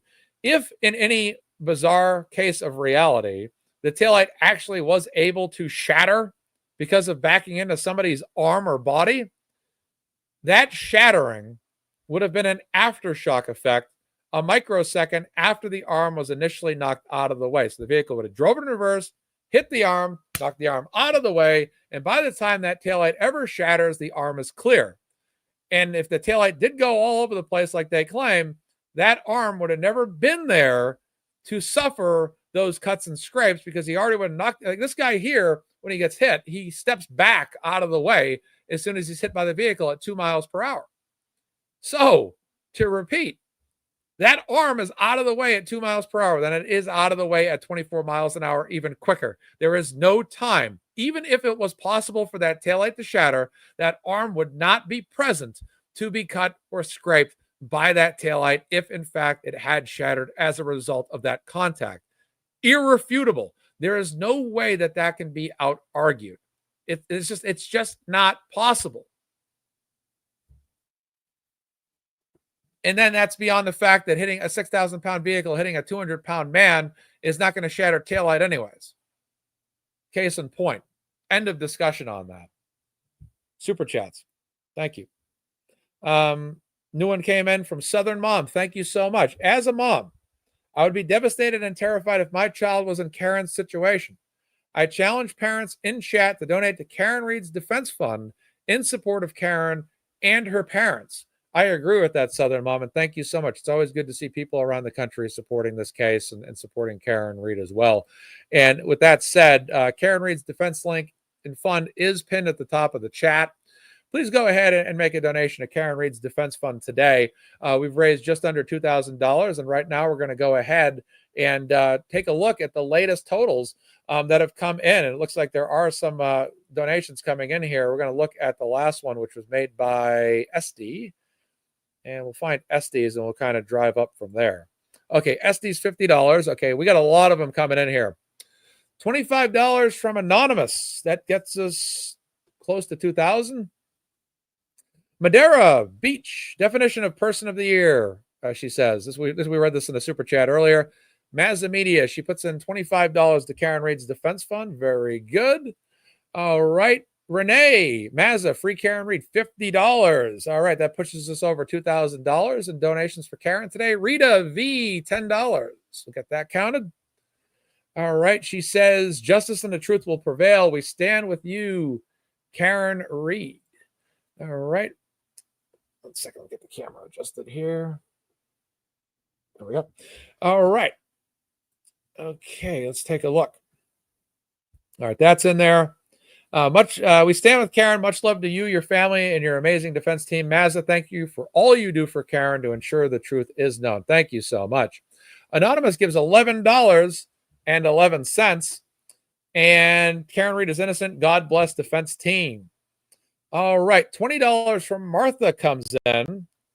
And we got Karen, we are totally behind you. Mazza, thank you for doing this show. Team Reed, love you each and every one of you. King David, Action Jackson, Amazing Alessi, and Liza the Wonderful. Thank you for all of your energy to free Karen Reed. Excellent donation. Melissa, this is Southern Mom, actually. Love and prayers from Tennessee to Karen and her parents. Keep up the good fight. Karen, who just asked for everyone to make a donation in her super chat, has made a $50 contribution to Karen Reed's Defense Fund as well. Very good, Melissa. Thank you so much. Anonymous, $10. Free Karen Reed from Miami. I got to go to Miami. I've never been to Miami. I got to go down to Miami sometime. All right. Joanne, $50. Let's put that in the Karen Reed donation total. MazzaMedia, thank you for all you do. You're an amazing supporter for Karen Reed. Well, thank you so much for that. $100 from Sandy. Doesn't say Mazza. We're just going to count it anyways. Please may all 12 jurors agree that Karen's innocent. I know some people forget to put there. It happens every show. We just count them. This name is Alabuth Shade. $10. We'll put that in. And we got sending love, strength, and support from Southern California. Free Karen Reed, Mazza. Thank you for all you do to help support what's right. I also got to get back to Southern California. Never been there either. Mazza, anonymous, $20. Free Karen Reed. Well, 20. All right. Sandy McPartland, Mazza, $30. Mazza, thank you for your kind efforts on behalf of Karen Reed's innocence. Also gave $100 earlier, but left out your name to be counted. Sigh, gratitude and love. So there you go. There's evidence that someone gave 100 earlier and forget to put the name. So that is her. So that Sandy one we just counted for $100 didn't say Mazza. Then her next one did for 30. So there we go. So we counted it anyway, Sandy. Thank you.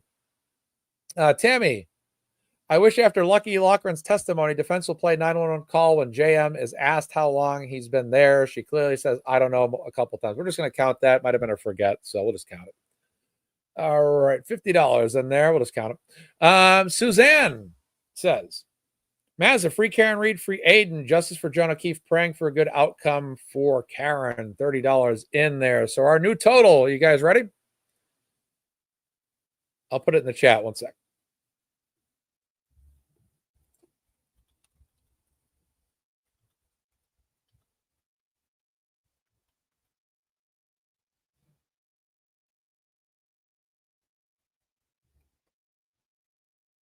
It's a good one, folks. It's a good one. All right, we have now raised $2,429.49 in just over an hour and a half on this show. Total amount of donations so far is 41 donations. 41 donations to Karen Reed and her defense fund has come in during this show. That is incredible. That is awesome. That is fantastic. My goal was 500. My goal was 500. Now we have a realistic goal of actually going $2,000 above that. That's incredible, folks. Round of applause for you guys. That's incredible there. Everyone that's donated, thank you. And let's get some information back on the screen now for everybody that's tuning in and how they can donate to Karen Reed's defense fund. Please like and subscribe. Like this video and subscribe to my channel as well. We're about 60% through the show, maybe 65% of the way through the show right now. And please subscribe to my channel so you can watch some future videos. The Karen Reed case is certainly heating up right now, and it's going to get to an even higher level soon. 27 followers away from 11,500 followers on my channel, so that's pretty cool. So I'll plug my channel a little bit too while I'm at it. All right, so yeah, we got quite a ways to go here on the show, but we got some good stuff. So we'll take our time. Is it still raining out? Yeah, it's raining out. It's still raining out. So let me take a look at the weather for today. While we're doing that, let's take a look at the weather. And we got some rain all day here. Both Worcester and Boston, rain all day. It's a rainy day, so it's a good day to do a show. It's a good day to do a show then. All right, so let's go to the next piece. Let's talk about a tweet by Jessica.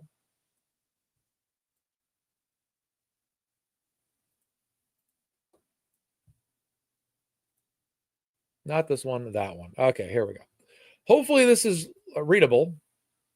If not, I'll just read it. So Jessica on X has just a Glamasus. How are you? Long time. Hope you've been well. All right. Jessica tweeted, let's get this here. Google AI is even free Karen Reed. Joking, LOL. So follow Jessica as well at Jessica, JECISSA 517. She's online on X. She's been a diligent Karen Reed supporter for a long time. She Googled this, and this is what AI brought up in the results. No polycarbonate housings are highly impacted and shatter resistant, or highly impact and shatter resistant, and are not likely to shatter upon collision with a human body. In simulated 20 to 25 mile per hour pedestrian collisions, accident reconstruction, that's a good point that they're making here, because that AI is bringing up, because these vehicles do use like test dummies. These manufacturers use test dummies and crash dummies, like the old crash dummy commercials back in the 80s and 90s. They use crash dummies to simulate how everything's going to work before they release the products to the public. So that's a great point by AI, that they probably test them in reverse and all that stuff in advance. And AI is saying that these collisions, they don't shatter. And I'd imagine probably these companies that create the taillights make them shatter resistance to some degree, shatter resistant to at least some kind of degree. And simulated 20 to 25 mile per hour pedestrian collisions, accident reconstruction experts have noted no significant breakage of polycarbonate taillight lenses. While polycarbonate can withstand several blows, it may dent and bend or bend instead of breaking. Here's why polycarbonate housings are not likely to shatter. Impact resistance. Polycarbonate is known for its high impact resistance, making it a good choice for safety applications like eyewear and protective shields, according to Acme Plastics. Flexibility. Polycarbonate's flexibility allows it to absorb energy by flexing rather than shattering, making it more resistant to breakage. So that's an AI report. That's an unbiased information from AI that is showing us what is going down here, and does not in any way, shape, or form acknowledge that there would be any kind of shattering, which is a huge statement. AI has been pretty reliable, as we've seen, and AI is, Google AI is drawing information from multiple sources when it's bringing that up. And that's a huge statement right there. That's a huge statement that is, to a degree, shatter resistant. And again, if it does shatter, what's shattering it? What's causing the shattering? What's causing all of that to take place and make that happen? That's the issue here. That's the big issue here. And that's a definite cause for concern. That is for sure. So there we go. That tells you a big story right there and that. Okay, we'll stop the share for this. We're moving on to the next portion of our programming here, which is Proctor not being called. And the rumor right now is that the defense is not going to call Michael Proctor onto the stand. And with all that said, let's take a look at the following. These were opinions by Aidan Carney. Looks like Aidan actually shared my post of mine. Let's take a look at that, actually. Let's take a look. Share a screen. Okay. I didn't know Aidan shared this, so that's cool. I wrote this on May 28th. As I said yesterday, all Walter has done is proven Karen Reed's innocence. It's now more clear than ever that this was a dog attack. And I quote the photos. This is something we talked about earlier. And you look at the dog attack, and someone layered this right here, and you see that that's not meeting the range. Okay, so I want where's the Proctor post he made? Let's see, he removed it. Let me see.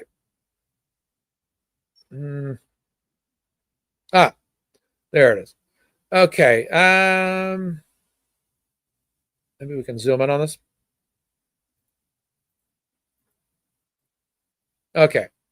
I'm going to say it as someone who feels incredibly, let me make sure this is Sharon. Okay. I'm going to say it as someone who feels incredibly invested in Karen Reed being acquitted. I think not calling Proctor and the McAlberts is a huge mistake. Instead of showing the jury the absurdity of all these people not seeing or hearing a crash, not seeing a body on the front lawn, destroying their phones, offering bribes to Proctor, etc., we're spending entire days on boring, mundane shit like figuring out who updated whose report first and what clock was off by 30 seconds. It's fucking boring. They will never convict Karen Reed as long as these liars are forced to testify in front of a jury. You will never convince 12 that these people aren't hiding something, and if, God forbid, there is a conviction, it will go down as one of the greatest legal blunders of all time. So I know there's a lot of people out there. I know Deanna Corby replied to this as well. I'll give her a like too. I'll give them both likes. She says she disagrees about Proctor. I love Deanna. It will be handing a present to Hank a present. So I'm on the fence a little bit about this. And I think that when you look at a lot of the comments, everybody's kind of like agreeing and disagreeing. And this is Karen Reed people, because I think it's like Joe Baggy Donuts agrees. Suze breaks it down. She writes disadvantages. I like this here. Hank cross-examines. Proctor blames Karen and team for his termination. Proctor has axe to grind. Proctor may have a side deal if he tanks Karen's defense. Focus on reasonable doubt. Karen's vehicle did not hit him. John was not struck by a motor vehicle. Leah says, she's a mod of mine, great person. Call them all. Proctor especially. I've racked my brain with what Proctor could possibly say to hurt Karen Reed's case. And all I come up with is nothing. He can say he followed evidence. Nope. He can say the investigation was done by the book. No. Proctor text messages didn't have any bearing on the integrity of the case. No. Poor choices and a joke doesn't work for an explanation. And then there's some people like Nikki. Most important part of Proctor, having him on the stand only benefits the Commonwealth. So see, there's a lot of people here in Free Karen Reed, and these are people's posts that I've seen all the time for years. And we're almost divided a little bit, not in a combative way, but just in an objective way. So she says, most important part of Proctor, having him on the stand only benefits the Commonwealth. The mental image of Proctor and Nicole Bryan is much worse than seeing them in person. If Karen Reed puts them on the same case they did for trial 1, Commonwealth wins. They have to change their strategy. So there's just like I said, there's a point of contention where I think that everybody, a lot of us are, and I'm looking at the chat now. Michaela thinks Proctor should be called. Ghost says, not sure why the defense calling Proctor would be bad. DMAR says, I'm trusting the defense lawyers. They aren't going to tell us their reasons. So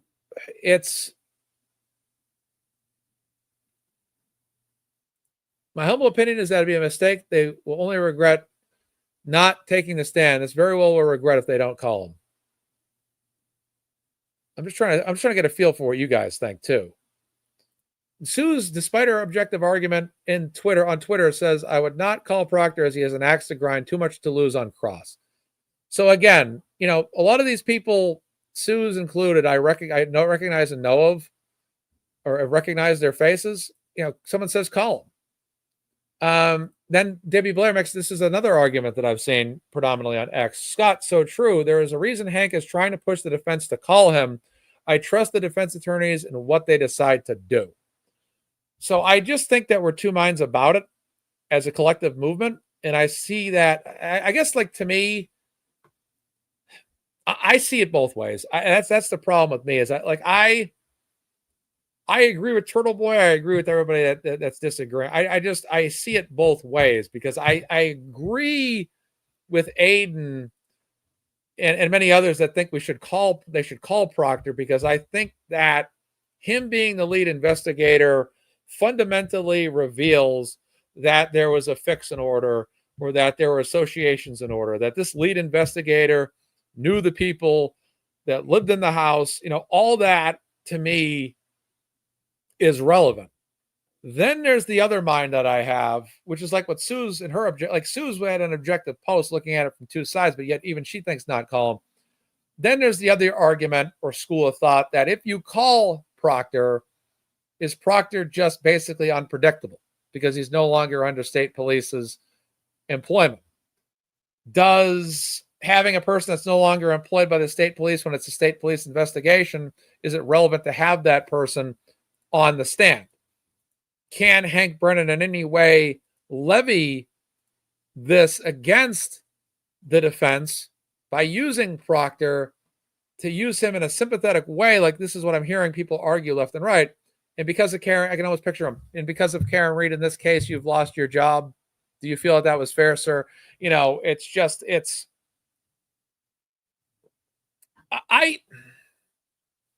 on the line. I'm on the line. Let me read this. Defense cannot ask leading questions if it calls Proctor. Brennan can. He will generate. Yeah, that's a good. Yeah, because it's. I think that's a good point. I think there's a lot of great points, but I think that this one really brings it home. Is that there's a manner in which Hank Brennan can do things that the defense cannot on direct. And it's in that I believe Dave's point is making the case that, yeah. And then someone says here, defense can ask to have Proctor declared a hostile witness, allowing him to ask leading questions. Oh, that's interesting. You can't impeach your own witness. I know Nick Rocco told us that Brian Albert wasn't even going to be called by the defense. This was said on LTL Media when I was on the show on Thursday. So that, I mean, Marie, that could be it. You know, you can't impeach your own witness. So I like I said, I'm on the fence, but I do agree with some of the comments that I've seen out there, which is we're just going to have to trust the defense on this decision. You know, they are the legal experts, right? They know what they're doing, and I hope they're right. You know, I don't know. And Lothario, Dan Gallagher saying this is an attorney. They should call him. You know, that's coming from Dan Gallagher right there. That's an attorney of high reputation, high experiences that's saying they should call him. I mean, that's a big statement from Dan Gallagher right there, you know. So I'm on the fence. But here's my point. I'm wondering, though, if they did call him, and even if Hank Brennan was able to in any way establish a narrative or a position that would make Proctor look more favorable than he should, then someone just said, Betterow said the same thing, call him. Then is there really that, I mean, is there really that much that Hank Brennan could do to make high reputation? She says, she laughs. We love you, Nan. Thank you for that donation to Karen Reed's Defense Fund today as well. Is there really that much that Hank could do, though, to make Proctor look good enough to destroy what the defense is doing? Or does the defense already feel like through their cross-examinations of, say, Yuri, that they've already done enough? That's what I wonder. You know, someone says having Proctor's friend up there makes Proctor look more favorable, in my opinion. Interesting. It's an interesting comment. I'm on the fence about him being called, but again, I don't want to tell the defense what to do because I'm not a legal expert. Nan Gallagher says you cannot polish a turd. The benefits outweigh the risks. Alan can redirect after Spanky. So I think that's a great point. I think that's a wonderful point because I don't think that there's much to. I don't think that. Let's say that Hank Brennan did get some positivity for his prosecution against Karen out of it. Is it any more than a percentage, like 5-10%, you know, compared to maybe 90? Those are the things I debate among myself, and I see the conversations online. And again, all the people I know and love on X, follow on X, and you know, have opinions as well. I would say this. My initial reaction when I was thinking about this morning was call him. I will say that. But in the back of my head, I wonder, what is the defense's reasoning? Like, are they seeing something we're not? It's kind of like with sports, right? When Bill Belichick in his good old days would draft one player over another. You know, when the Celtics drafted Jaylen Brown instead of Chris Dunn from Providence, and everybody got all upset, then it turned out Jaylen. You know, I always wonder sometimes things like that. Do they know something we don't? Is there information they have behind the scenes that we don't have? That is unique. So I wonder those things. I truly wonder those things about all of this. So it's an interesting conversation. We can do a poll. Let me go to my page. 1 second. Let's do a poll. All right. Still sharing? No. Okay. All right. We'll put a poll up. We've been called to do a poll. We will do that. All right. 1 second. All right. Here we go. I always have to actually go to the physical page here. All right. Let's put a poll up. Brandy's saying the prosecution can lead more. Let's put a poll up. All right. Start a poll.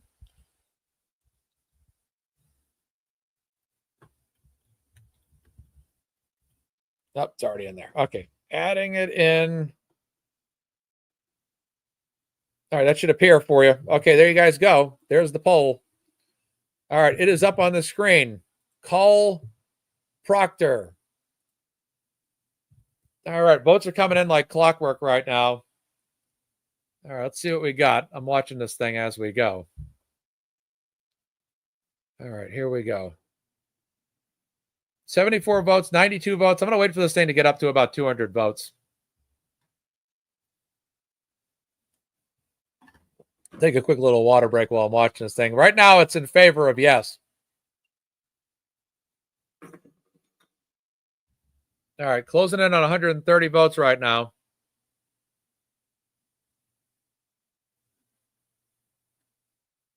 It's starting to stabilize over 70% for yes, call Proctor. So let's see if this thing gets up to 145 votes. Hanging at 70% right now. That's going to probably stay that way. Yeah, just uptick from 72 to 73%. Now back down to 72. Now 71. Wait. Oh, there we go. Do I see 5? Do I see 10? 10, give me 5. 10, give me 15. 15, give me 20. I feel like I'm conducting an auction here. All right. Let's see what we got. Still at 72% right now. 180 votes coming in. All right. So I'm gonna at 181, we'll just say that 70% is gonna stick or close to it. So 72% right now are saying call Proctor. So that kind of tells you that 3 out of 4 people are in favor of calling him, which is incredible. 188 votes, 72%. That's going to stick at that percentage. 190. Yeah, it's going to be. So there you go. There's your answer, folks. Most of us think call Proctor. Very interesting. Let's take a look at our latest donations to Karen Reed. We left off with Susan's $30. All right, let's see what else we got on here. Looks like we got a lot of them. All right, let's see what we got. Okay, $25 from Anonymous comes in. All right, Holly Oat, MazzaMedia, free Karen Reed, justice for John O'Keefe with $25. Debbie, Mazza rallying the troops to free Karen Reed, $10. All right, $50. Mimi is in the house today. Says, you're the best, Mazza. Thanks for all you do to free Karen Reed. Diane, $100 contribution to Karen Reed's defense fund. And what else we got? Lynn and Bill, 100. Let me double check that. $20. I almost wrote down 100. $20. Mazza, thank you for doing this in support of Karen and the unjust she is being put through. Sending love and prayers to Karen and her family. Susie, $50. We're all behind you, Karen. All right, perfect. Put that in. And then Scott, $25. This could happen to any one of us. We need to stand with Karen. All right, 25 in. We are now up to $2,734 raised for Karen Reed. That is incredible. Yeah, that's a good point. We don't exactly know the strategy from a law perspective. And Nan responds, yes, the defense says that, but Hank can say, why didn't the defense call him? I see. I can see what there's a good counter argument to be made there. All right. He testified, so he can't plead the fifth. I heard that too. And Proctor cannot refuse to read the texts, Nan says. All right, we'll continue on 2-hour mark here. Where we are on the show here, let's take a look. Oh, the buffer zone video. All right, we're up to the buffer zone video here. Let's get that fired up. All right, let me get back to a lot of Turtle Boy content today on his page that I liked and wanted to bring up on the show. Where is that video? Must have been posted yesterday. Yeah, he tweeted a lot yesterday, that's for sure. All right, let's go ahead and share the screen. Yeah, Aiden was very busy. He got into court yesterday, which was fantastic as well. All right, here we go. Let's share this. And let's increase this. All right, here we go. All right, so this was the latest. Actually, I forgot to do this. Aiden wrote, during the break, Karen Reed greeted her supporters outside of court. This is yesterday. Sergeant Hardman looks on in defeat as a federal judge ruled he can no longer do anything to stop that. So here's our Karen Reed supporters that were out there in force. I see Allison in her camera, and here's Karen Reed. A lot of supporters out there. There's Hardman right there standing in the street. There's Bill Reed giving somebody a hug, Nathan Reed, Janet Reed hugging supporters, and Hardman just sitting there and he can't.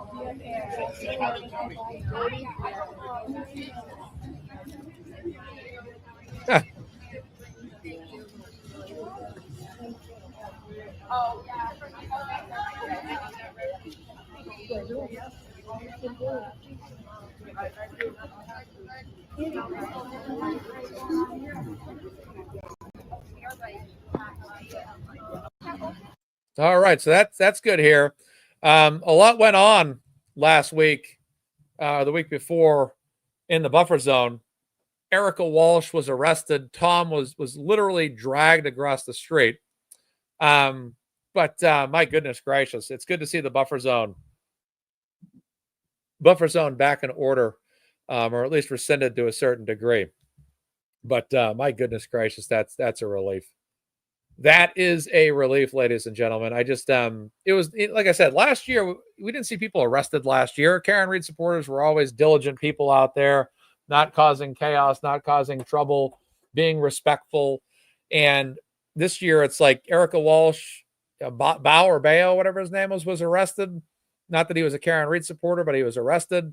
Erica Walsh, a very, very well-known Karen Reed supporter, cuffed, thrown in the back of the van last week or the week before. Tom CPU grabbed by his collar or whatever and carried and dragged across the street. Are you kidding me right now? What a bunch of nonsense this has been. This has been absolutely insane.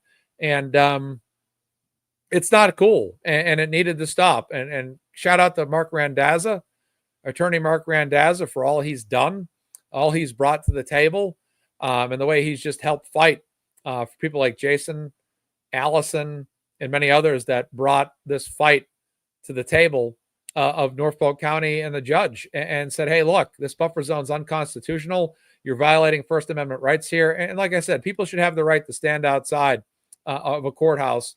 And you know, like I said, I'm willing to, am I still, just making sure I'm still alive here.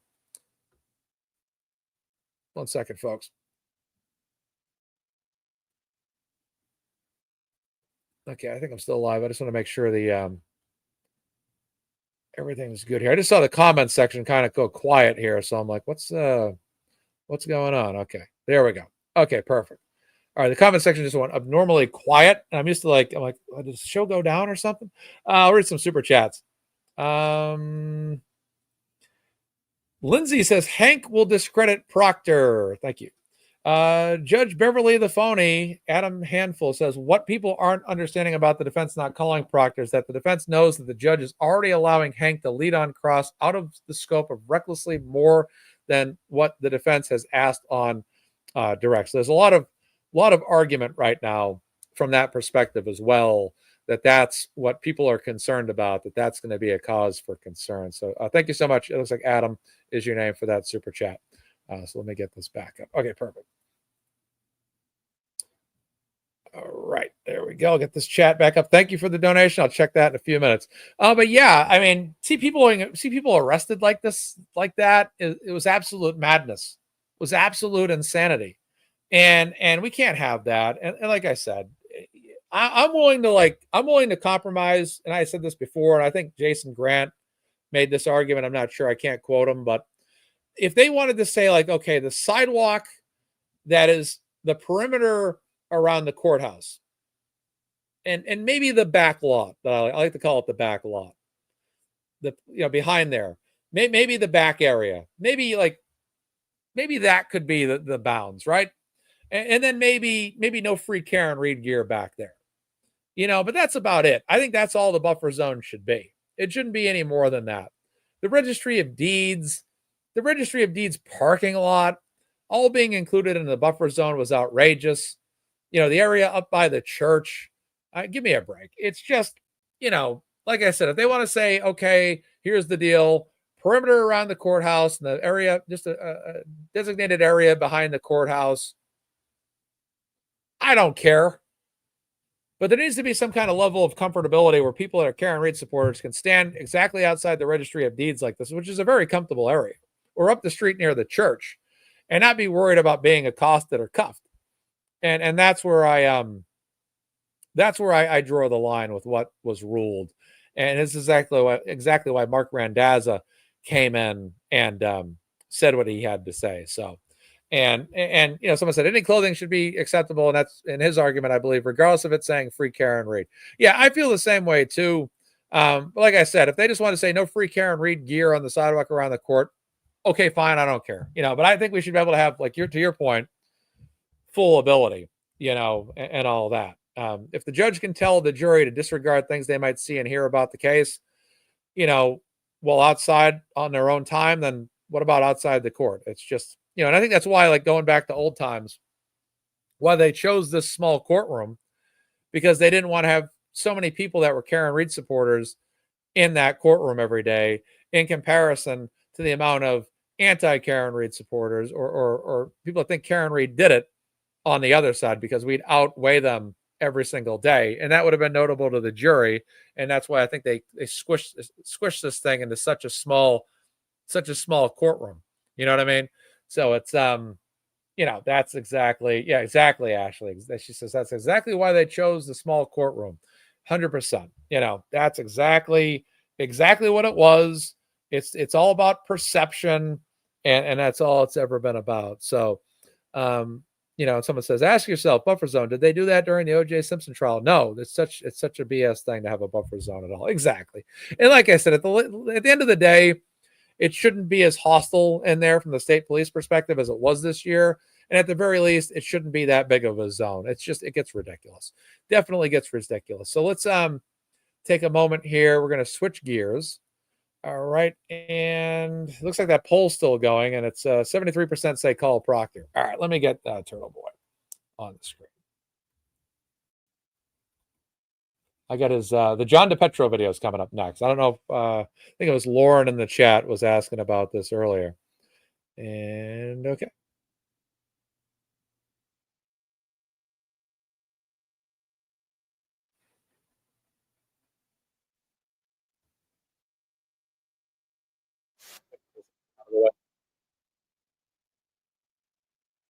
All right, here we go. Okay, let's minimize this.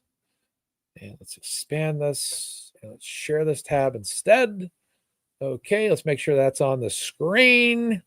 Looking good. And let's fully expand this. All right, good. All right, I'm going to go ahead and I'm going to be counting the donations to Karen Reed while I play this video. So here's Turtle Boy versus John DePetro outside of the Registry of Deeds, round 2. Enjoy. All right. We are here for doing our broadcast, afternoon broadcast, 1 to 2, in the Turtle Boy corner over here. So I think things are going pretty well in there for the defense. What? You're interrupting my. So once again, broadcast. Once again, there's a confrontation here. I think things are going pretty well in there for the defense. What? You're interrupting my broadcast. I'm live on Facebook. I'm live. I was live first. I'm live first. Why would I go to jail? I've been live before you. Yeah, you don't even know. You don't follow me on all the platforms. What? I mean, you're more than welcome. You're interrupting my broadcast. So I'm just trying to do a broadcast. But you don't have to do it right here. But I like it right here. Don't interrupt my guest. Just I have attorney Stephanie Murphy. Oh, I have attorney. Nobody. What's his face? We can get an attorney on there if you want. No, you don't. I mean, it's my broadcast. Listen, Matt Johnson's calling you to come over there. I don't know. Because I don't. There's no room over there, and this is the Turtle Boy corner. Okay, so we need 2 shirts to be made in the Turtle Boy store. Number 1 is the Turtle Boy corner shirt, and also the Listen Turtle shirt. I see Nan reacting with a laugh there. My life is bigger than your life.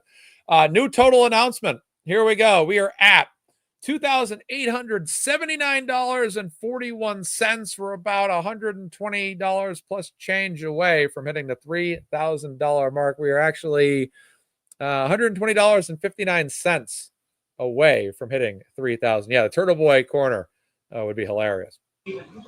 for a t-shirt. What? John, we're just trying to please stop interrupting the broadcast. FCC regulations. We're trying to do some. The fact that Aiden used the FCC regulations thing against him after he said that to him the week before, that was funny. FCC regulations here, sir. You can get an attorney on here if you want. No, you don't. I mean, it's my broadcast, Listen, John. Matt Johnson's calling you to come over there. I don't know. Because I don't. There's no room over there, and this is the Turtle Boy corner. Okay, so. What? John, we're just trying to please stop interrupting the broadcast. FCC regulations. We're trying to do some I'm on the radio, so you gotta watch the language. I know, but you got to watch your language. I'm on Facebook Live. Okay, it does matter because it's against the Facebook rules. It's against the Facebook rules. It is. It's against the Facebook rules. What? John, we're just trying to please stop interrupting the broadcast. FCC regulations. We're trying to do some I'm on the radio, so you gotta watch the language. I know, but you got to watch your language. I'm on Facebook Live. Okay, But that doesn't matter. it does matter because it's against the Facebook rules. It's against the Facebook rules. It is. You know it is, John. I know. I know. You got to take it easy on the witness intimidation. Okay, so we're just trying to do a broadcast. Yeah, John, we're just trying. So anyway, we're trying to do a broadcast here. Doing a broadcast about, I don't know, how do you guys think court's going? I think it's going pretty well for the Reed team. I think that Matthew DeSogra is an excellent witness for the for the defense, rather, not the prosecution. And you know, it's like Wimbledon in there. You know, Hank is trying to fire in some serves, but DeSogra is just using that beautiful backhand of his to just hit him back over and over again. And let me tell you, folks, the jury is eating out of the palm of Matthew DeSogra's hands right now. And they just look flustered. And it's like they're just ready. They're ready to acquit Karen Reed. They are. That's, you know, I saw one woman actually mouth. I can read their mouths. And one of them is actually saying, I believe she said, wow, this little dick weasel Hank sucks. And I was aghast. I was aghast by what I was witnessing. So, you know, we are live on Facebook right now for doing our live broadcast. It's being interrupted. I'm trying to be in the middle of a broadcast, and you know, it's you know, I'm trying not to have my broadcast interrupted here. But so this is brought to you by this broadcast is brought to you by Free Karen Reed Defense Fund. So folks, let me tell you, Hank Brennan is having a tough day in there. He really is. It looks like he's about to quit. I don't know if he's really built for this at all. You know, John DePetro and I were just having a conversation about that, and John agrees that this has been a disaster so far for Hank Brennan. Just a disaster. That this witness is very credible. That everybody likes him, and that, you know, he really knows his stuff. There was no collision.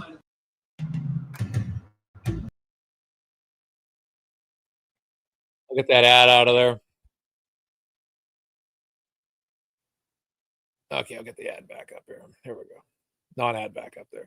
There we go. I like when he says that, John. John finally admitted it. This witness is, you know, John DePetro and I were just having a conversation about that, and John agrees that this has been a disaster so far for Hank Brennan. Just a disaster. That this witness is very credible. That everybody likes him, and that, you know, he really knows his stuff. There was no collision. You know, John finally admitted it to me that there was no collision. You know, that he told me earlier that, like, he was under the impression that there was, but after hearing Matthew DeSogra today, he was just so convincing. He was so convincing that you have, you know, it's kind of undeniable now. It's kind of undeniable now, folks. So let me tell you guys. So we're going to have some great guests later.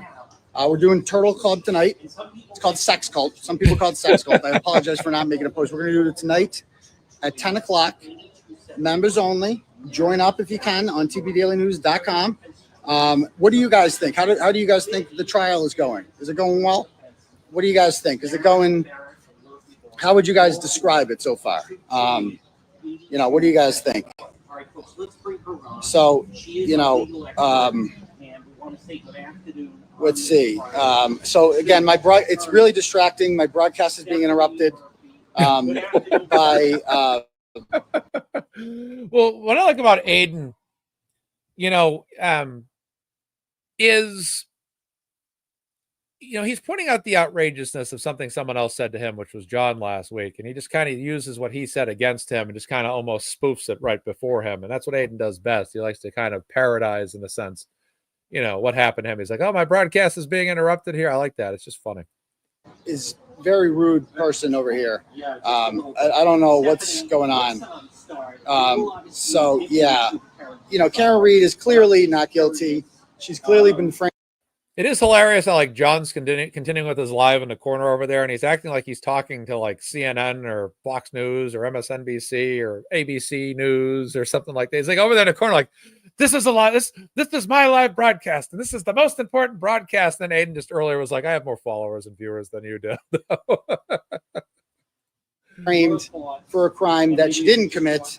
And, it's everybody in the courtroom seems to think so. Like, everybody, it's a disaster. Like, Hank was begging the witness to say that Shannon Burgess was like a legitimate person. And the witness just wouldn't say it. Because Shannon lied about his education. He's been in college for 18 years. That's pretty good. Most people who do that, we call them doctors, but Shannon, he's going to get that bachelor someday. It's just a couple more credits. First thing he needs to do is enroll in some classes. He might get around to that next semester. Not entirely sure. Hey, what's happening? We got some supporters over here. Love to see it. How you guys doing? I'm doing a broadcast. Thank you. So I want to point out one thing too, is that the amount of Karen Reed supporters, some of the anti-Karen Reed folks have pointed out that there's a limited or low number of Karen Reed supporters. I want to point out by comparison that you almost see nobody that's supporting the other side of this ever outside that court throughout the course of this trial, and also the first trial as well. So I think most rational people agree that this is going very well for the defense team. It's just, it's a little distracting. It's just a little distracting. This is like it's just, it's a little distracting. It's just a little distracting. This is like a Royal Rumble. Yeah. Except the last man standing is Alan Jackson, and Hank Brennan thought it was a cage match. He thought he could get him in there and box him down, but he got free. And let me tell you, it's not going well. You can't hear. Oh, I apologize. I'll talk louder if you can't hear me. I didn't realize I was not loud enough. So, like I said, hope you guys. What do you guys think? What do you guys think of the day so far? What do you think? Can I do a poll on here? I'm live on Facebook, so I've asked Mr. DePetro over here to ease the foul language for the FCC regulations. I don't have any guests. I don't have Stephanie Murphy on mine. She sounds like a hack, quite frankly. But what's the reaction of the jury? For real though, the reaction of the jury, they don't show as many tells as the last jury did. They really, how do I describe it? They're taking notes. They were taking notes a lot during direct, but during the cross-examination, they're visibly bored by it. So, that is good to hear the jury report on that, is that the jury seems to be more bored by the prosecution than the defense, which is huge. That was definitely the report I was hearing last year as well, from Jess Machado, Aiden, and others. Now, we're trying to, a little distraction here. I'm trying to focus. Close quarters over here, folks. Close quarters. I was here first, so that's the thing. But we're all in this together because it was raining. I will say this though.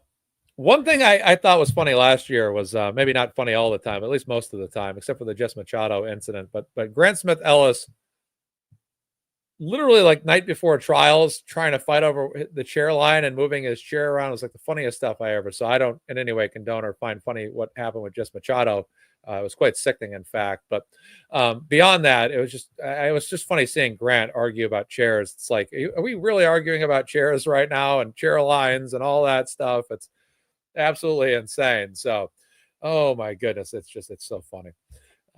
But this year it's the whole media line. Now last year you kind of had Aiden versus Grant during the court case, and now this year it's Aiden versus John DePetro. And I don't want to get wet. It looks like there's some rain coming. And John has admitted, that he lies a lot. I think he's a little mad because he didn't get in next week and I did. So we'll see. Yeah. Oh man. So yeah, it's very different. I don't know. I don't know what's going on. So what do you guys think? Let's see. What did the juror mouth? I believe John and I both saw the juror mouth something to the effect of, "Wow, Hank is done." I think that's what they said. And yeah, we're closing in on $3,000 right now. We are close, very, very close. 2 donations of $10 just came in since the last tally, so we're $20 up. We're at $2,899.41. We're $100.59 away from hitting a $3,000 day for this show, which is fantastic. So if you guys can make a donation now, that would be great. And I'll put the link again. Link is pinned to the top of the chat, and write Mazza in your donation. Back to Aiden. But for real though, one juror in the, who I would say is a not guilty voter, as most of them probably are. She was like putting her head in the palm of her hands at one point, like she wanted to die. Like it was. I had to pull the ads, so I don't want the ads to affect the show. Okay, we're back. All right, let's get this back up. All right, here we go. Not an exaggeration. She looked sick. Like she's like just sick of Hank Brennan, and she just wants it to stop. She wants it to stop. But yeah, let's see. Bring on the big bad wolf. Yeah. No worries at all if you've donated before and can't donate again. Thank you for donating before. That's all that matters. Thank you so much. My cat's name is Karen. You're awesome. Yeah. So also in the building today, the next witness is one of the guys from. I'm told it's one of the guys from the Proctor text messages. And I don't know. I heard we're going to find out some stuff that we've never heard before. Right. And Lucky Loughran's in the building. And as everybody knows, Lucky Loughran, the honorable Lucky Loughran, who has done nothing but tell the truth. He testified at the last trial, of course, that there was no body on Brian Albert's front lawn. Just back this up. I accidentally hit also in the building today, the next witness is one of the guys from, I'm told it's one of the guys from the Proctor text messages. And I don't know. I heard we're going to find out some stuff that we've never heard before. Right. And Lucky Loughran's in the building. And as everybody knows, Lucky Loughran, the honorable Lucky Loughran, who has done nothing but tell the truth. He testified at the last trial, of course, that there was no body on Brian Albert's front lawn at 2:30. What's the matter? Oh, so there was no body on the front lawn he seems to be signaling doing gang signs or something. I don't know what's going on. Gang signs. I don't know what he's doing. But anyway, Lucky Loughran will be coming on. We're in the middle of a broadcast here, so we can't interrupt. So FCC regulations. So yeah, Lucky Loughran's coming next. And as you guys recall, Lucky Loughran stated that that there was no body on Brian Albert's front lawn at 2:30. And he said specifically, he's up high, the lights are on, illuminates the whole lawn, and then he looks left to right and scans the lawn because God forbid he hit any animals, right? He doesn't want to hit any animals because he loves animals. Like he's a nice guy like that. So when he was asked by the FBI, because he was interviewed by the FBI, and he was asked by the private investigator for Karen Reed and by me and by, I don't even know if Proctor asked him this one.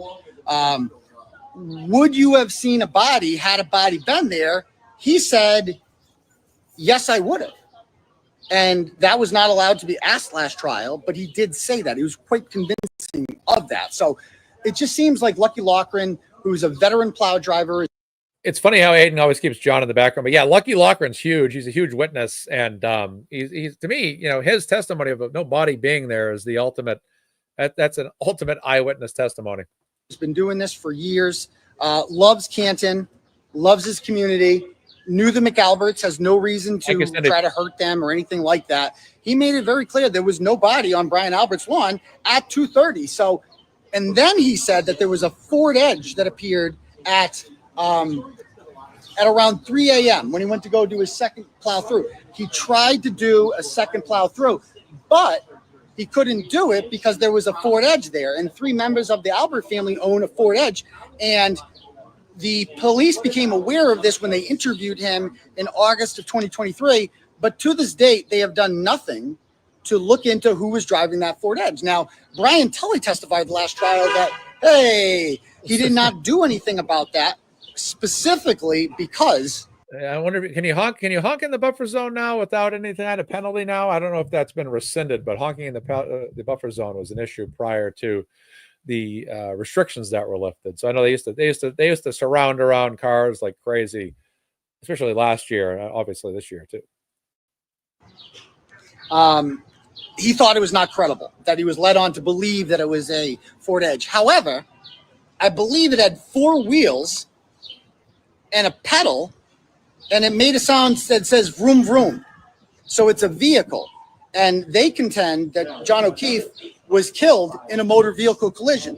So wouldn't you want to find, who cares what the make and model of the car is? I know it's probably a McAlbert car, but who cares? It's a car. It's a vehicle that was seen at 3 o'clock next to the body where they claimed the body of John O'Keefe was. Right. So wouldn't you want to find out who was driving that car? Sure. And to this day, they have done nothing to see it. What's going on? Well, that is one of the most telling things about all of it too. This is Turtle Boy's live tonight. This is Turtle Boy's Facebook live from yesterday morning. My cat's name is Karen.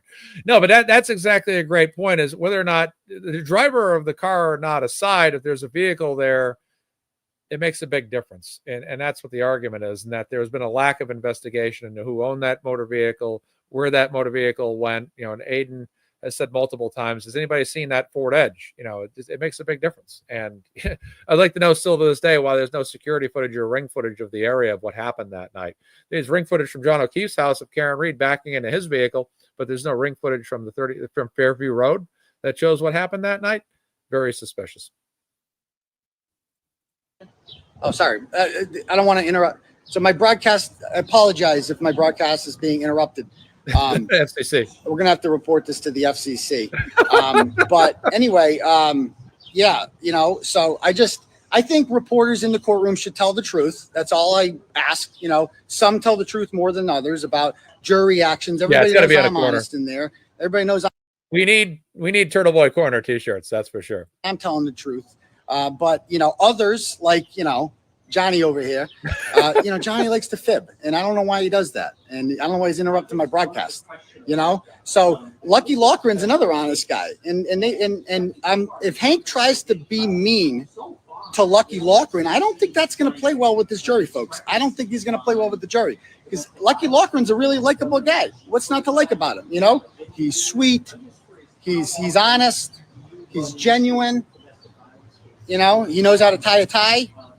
He just wants to plow the roads. Let Lucky plow. Let Lucky plow. A little bit of a Happy Gilmore style comedy right there. The ball just wants to go home, Happy. Let the ball go home. Send the ball back to its home, Lucky. Just tap it. Remember that? Kevin Nealon giving Happy Gilmore the public speech. Let the ball go home, Happy. Going to play well with this jury, folks. I don't think he's going to play well with the jury, because Lucky Loughran's a really likable guy. What's not to like about him? He's sweet. He's honest. He's genuine.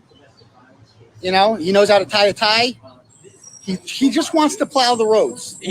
Yeah. So someone just said, wasn't Lucky almost framed for it? Yeah, actually, I believe that was one of the early rumors, was that he was going to be framed for this. But then the Karen Reed, I guess if the Karen Reed thing hadn't come to mind, that it probably would have been Lucky, which would have been wild when you think about all that. That's crazy. Let Lucky plow. Let Lucky plow. That's all we got to do. So, And it looks like it's about to rain, so that's why it is raining right now. So I got to stay. I don't want to get wet for this broadcast. Oh, wow. Wow. We got to. Did you guys say it needs to be louder? Am I not being loud enough? I apologize. Sorry if you guys can't hear me. Sorry. So anyway, you know.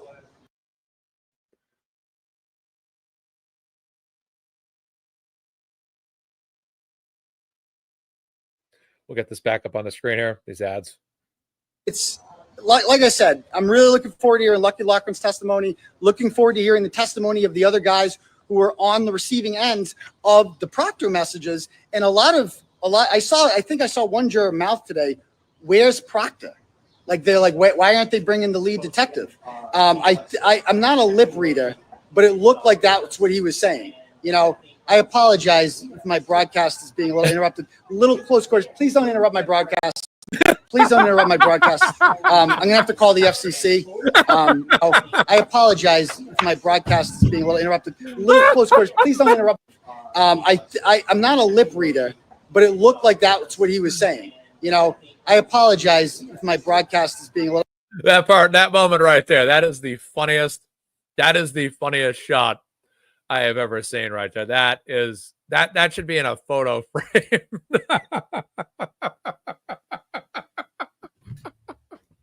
I'm gonna screenshot this.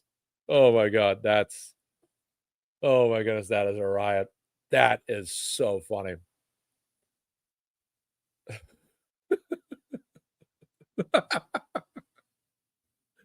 Oh man, I'm memeing that thing later. That is funny. That's gonna say "listen, turtle" right on it right there. That is the shot right there.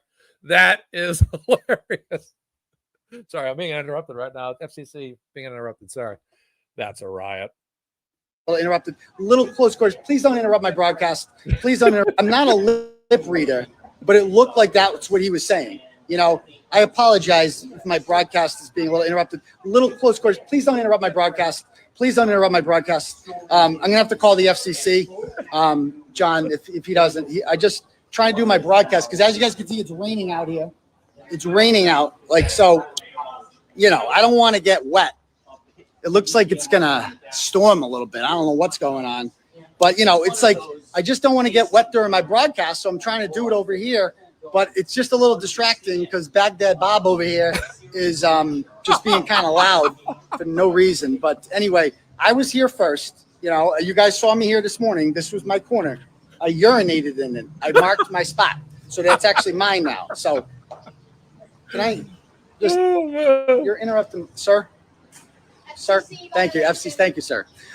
Anyway, because the ladies at the registry like to come out here and have a cigarette during their break, and sometimes they can't, you know, because Baghdad Bob over here is spreading misinformation. But you know, he's got, you know, in fairness, lying is a right. It's not against the law to lie. You know, it's dishonest. It's frowned upon. But you know, John was a little late to the party. You know, like. John actually started on this case with Wendy Murphy, believe it or not. Crazy Wendy Murphy. Like, crazy. Remember how who is a Duke lacrosse truther, who is a person who spread, to this day, still contends that those innocent Duke lacrosse players raped a woman in, I believe, 2006. And Wendy Murphy was the reason that happened. Yeah. And John heard about the case through Wendy Murphy. So that's his nexus into the Karen Reed world. And it just didn't go so well. So, yeah, it's raining here. It's, you know, getting a little wet, you know, something Hanky Brennan wouldn't know anything about. Right. But yeah, we're over here in the corner, in the Turtle Boy corner. And, you know, I don't know. John seems flustered today in the courtroom because it's obviously not going well for Spanky. And it's only going to get worse from here. We haven't even seen the ARCA guys yet. Imagine what he's going to do to them. In all honesty, guys, like I think that we're going to be done with this case we might be done with this case by next week, believe it or not. Karen's thinking a week and a half. So probably more than a week as the estimate. But I think that the jury deliberation is going to start beginning around mid-June at the latest, which is crazy. Aiden's live is just killing me. Done with this case by next week. So anyway, guys, I'm going to go. All right, that's going to do it for that. That's all. That was funny. little bit of humor there from Aiden to kind of brighten us all up on our wild days. Let's take a look at the defense fund right now. Let's see what we got going on here. And we are at a total of right now $2,927.41. Goal was $500. We hit nearly $3,000 on this show, which has been absolutely incredible. I am so grateful for all the donations to Karen Reed's Defense Fund. It's so important. I'm over 11.5 thousand subs now on my channel. Thank you guys so much for that. That's absolutely awesome. And absolutely, I'm grateful for all the donations to Karen Reed's Defense Fund. We're, through donating to Karen Reed, we're donating money to help her in her fight and in her cause. So that's fantastic. LaFiero says, Nan Gallagher says, thanks for the great afternoon. Love the laugh. Keep showing up. I'm out. Take care. Yes. I'm going to do the Karen Reed portion of the show is over. I'm just going to do a little special Mazza segment here. This is just a little personal story for me. This is about a trip I made last weekend. So this will just be the extra part of the show. We'll keep the donation fundraiser going, but the Karen Reed discussion portion of the show has ended. This is just going to be like inside MazzaMedia now. I'm just going to talk about some side stuff, kind of think of this as like an end credits scene in the movie at this point. But for me, I really came full circle last weekend with MazzaMedia, and this was just a moment for me that really put things in perspective for me in terms of how far I've come. So it's a personal story now. So I'm going to share my website that I don't really use ever, but I used to use. So when I started off MazzaMedia, it was around 2014. I actually started off with something called Reaction Reporters was the original name. And I was putting together, basically, I was going to be a blogger. So MazzaMedia was originally on YouTube under a different name. It was originally my original YouTube channel, actually. Then I ultimately changed the name around, and just, at some points I try to do YouTube stuff, and sometimes I try to do blogging stuff, and I kind of went back and forth for years. So around 2013, I wanted to get a website going, and I decided on a website called Reaction Reporters. And then I ultimately decided against it. So I didn't like the name all that much. So I went ahead and changed it. I decided to change it to MazzaMedia. I go, it's going to be MazzaMedia instead. So I like that better. So around 2014, in the early days of the blog, before I went back to YouTube, I had watched the show called Nardelli's. So it was Nardelli's Grinder Shop in Connecticut. And it's incredible. So I wrote on April 14, 2024, 11 years ago, I got this place on Food Paradise today and absolutely fell in love with it. I posted a video from the Travel Channel, and me being a big sub fan, I decided to write about this page. So I played all the videos, all that, and then I go, I'm almost tempted to hit the road and buy about 10 of them. The homemade baked bread also looks great and truly always makes a great sandwich. So I just wanted to go down there, and I just never made it down, which is crazy. Never made it down there. So last weekend, finally, I went down there and got to actually finally taste that sandwich for myself after all these years. And every person I ever met from Connecticut that I knew, I always be like, do you go to Nardelli's? Do you go to Nardelli's? The part of it is that's tough is that's so deep into Connecticut.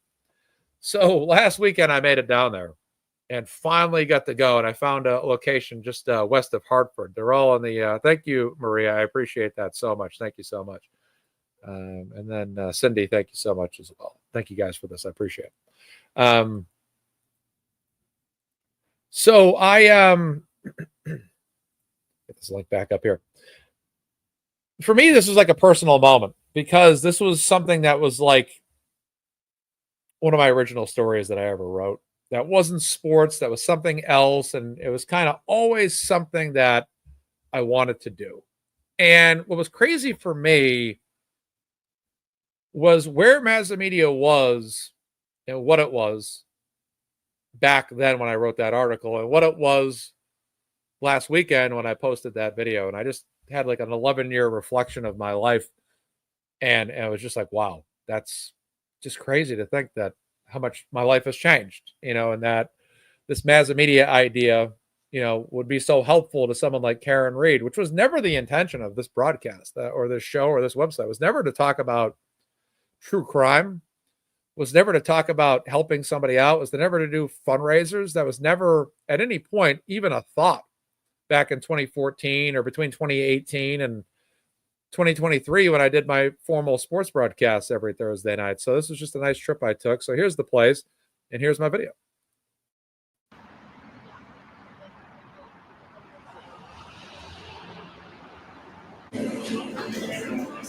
They have like an impressive deli. You go in there, it's like burgers and chicken patties all over the place and seafood salads and antipastos. There's ribs in the lower center section there. It was incredible.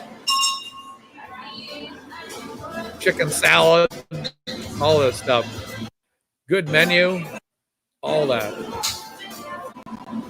Then they got like salads. You can buy the salad dressings. They have like, what do they call them? Perforates or something like that. Something like that. They got cakes, like carrot cake, all that stuff all over the place. Incredible.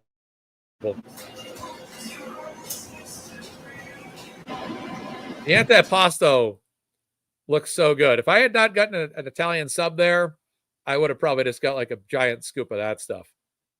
And the seafood salad looks really good. It's got like shrimp in it, crab meat. That looks really, really good. And tuna salad. Chicken salad looks great.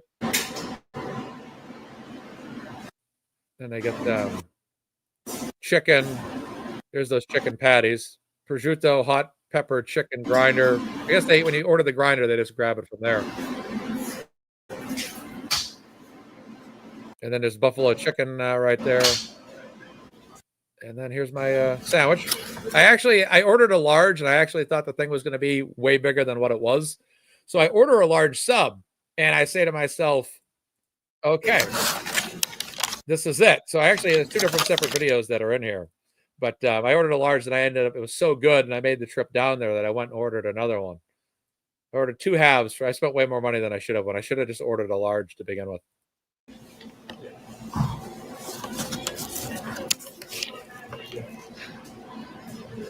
All right, so I'm at Nardelli's. They own establishments all over Connecticut. Been in business for 100 years. This is a beautiful sandwich. Very tasty. The bread is perfect. I give that an A or a 100. The meat, I give that an A or a 100. And the vegetables are great. Cheese is fantastic as well. They use like a vegetable mix here. It's almost like maybe like a half sour pickle that might be in there, or maybe just a regular cucumber with peppers, black olives, tomatoes. But this is really, really tasty. I had mustard and throw it on my sandwich, but I absolutely enjoyed this so far. So Nardelli's, great place. But now thinking about coming here since 2014, had written an article about this place on one of my early MazzaMedia pages. Probably right around that year, 2014. I'd never been down here, but I'm in the area today. So I decided to stop in and taste it. And it wasn't a disappointment at all, that's for sure. Nardelli's in Connecticut, multiple locations.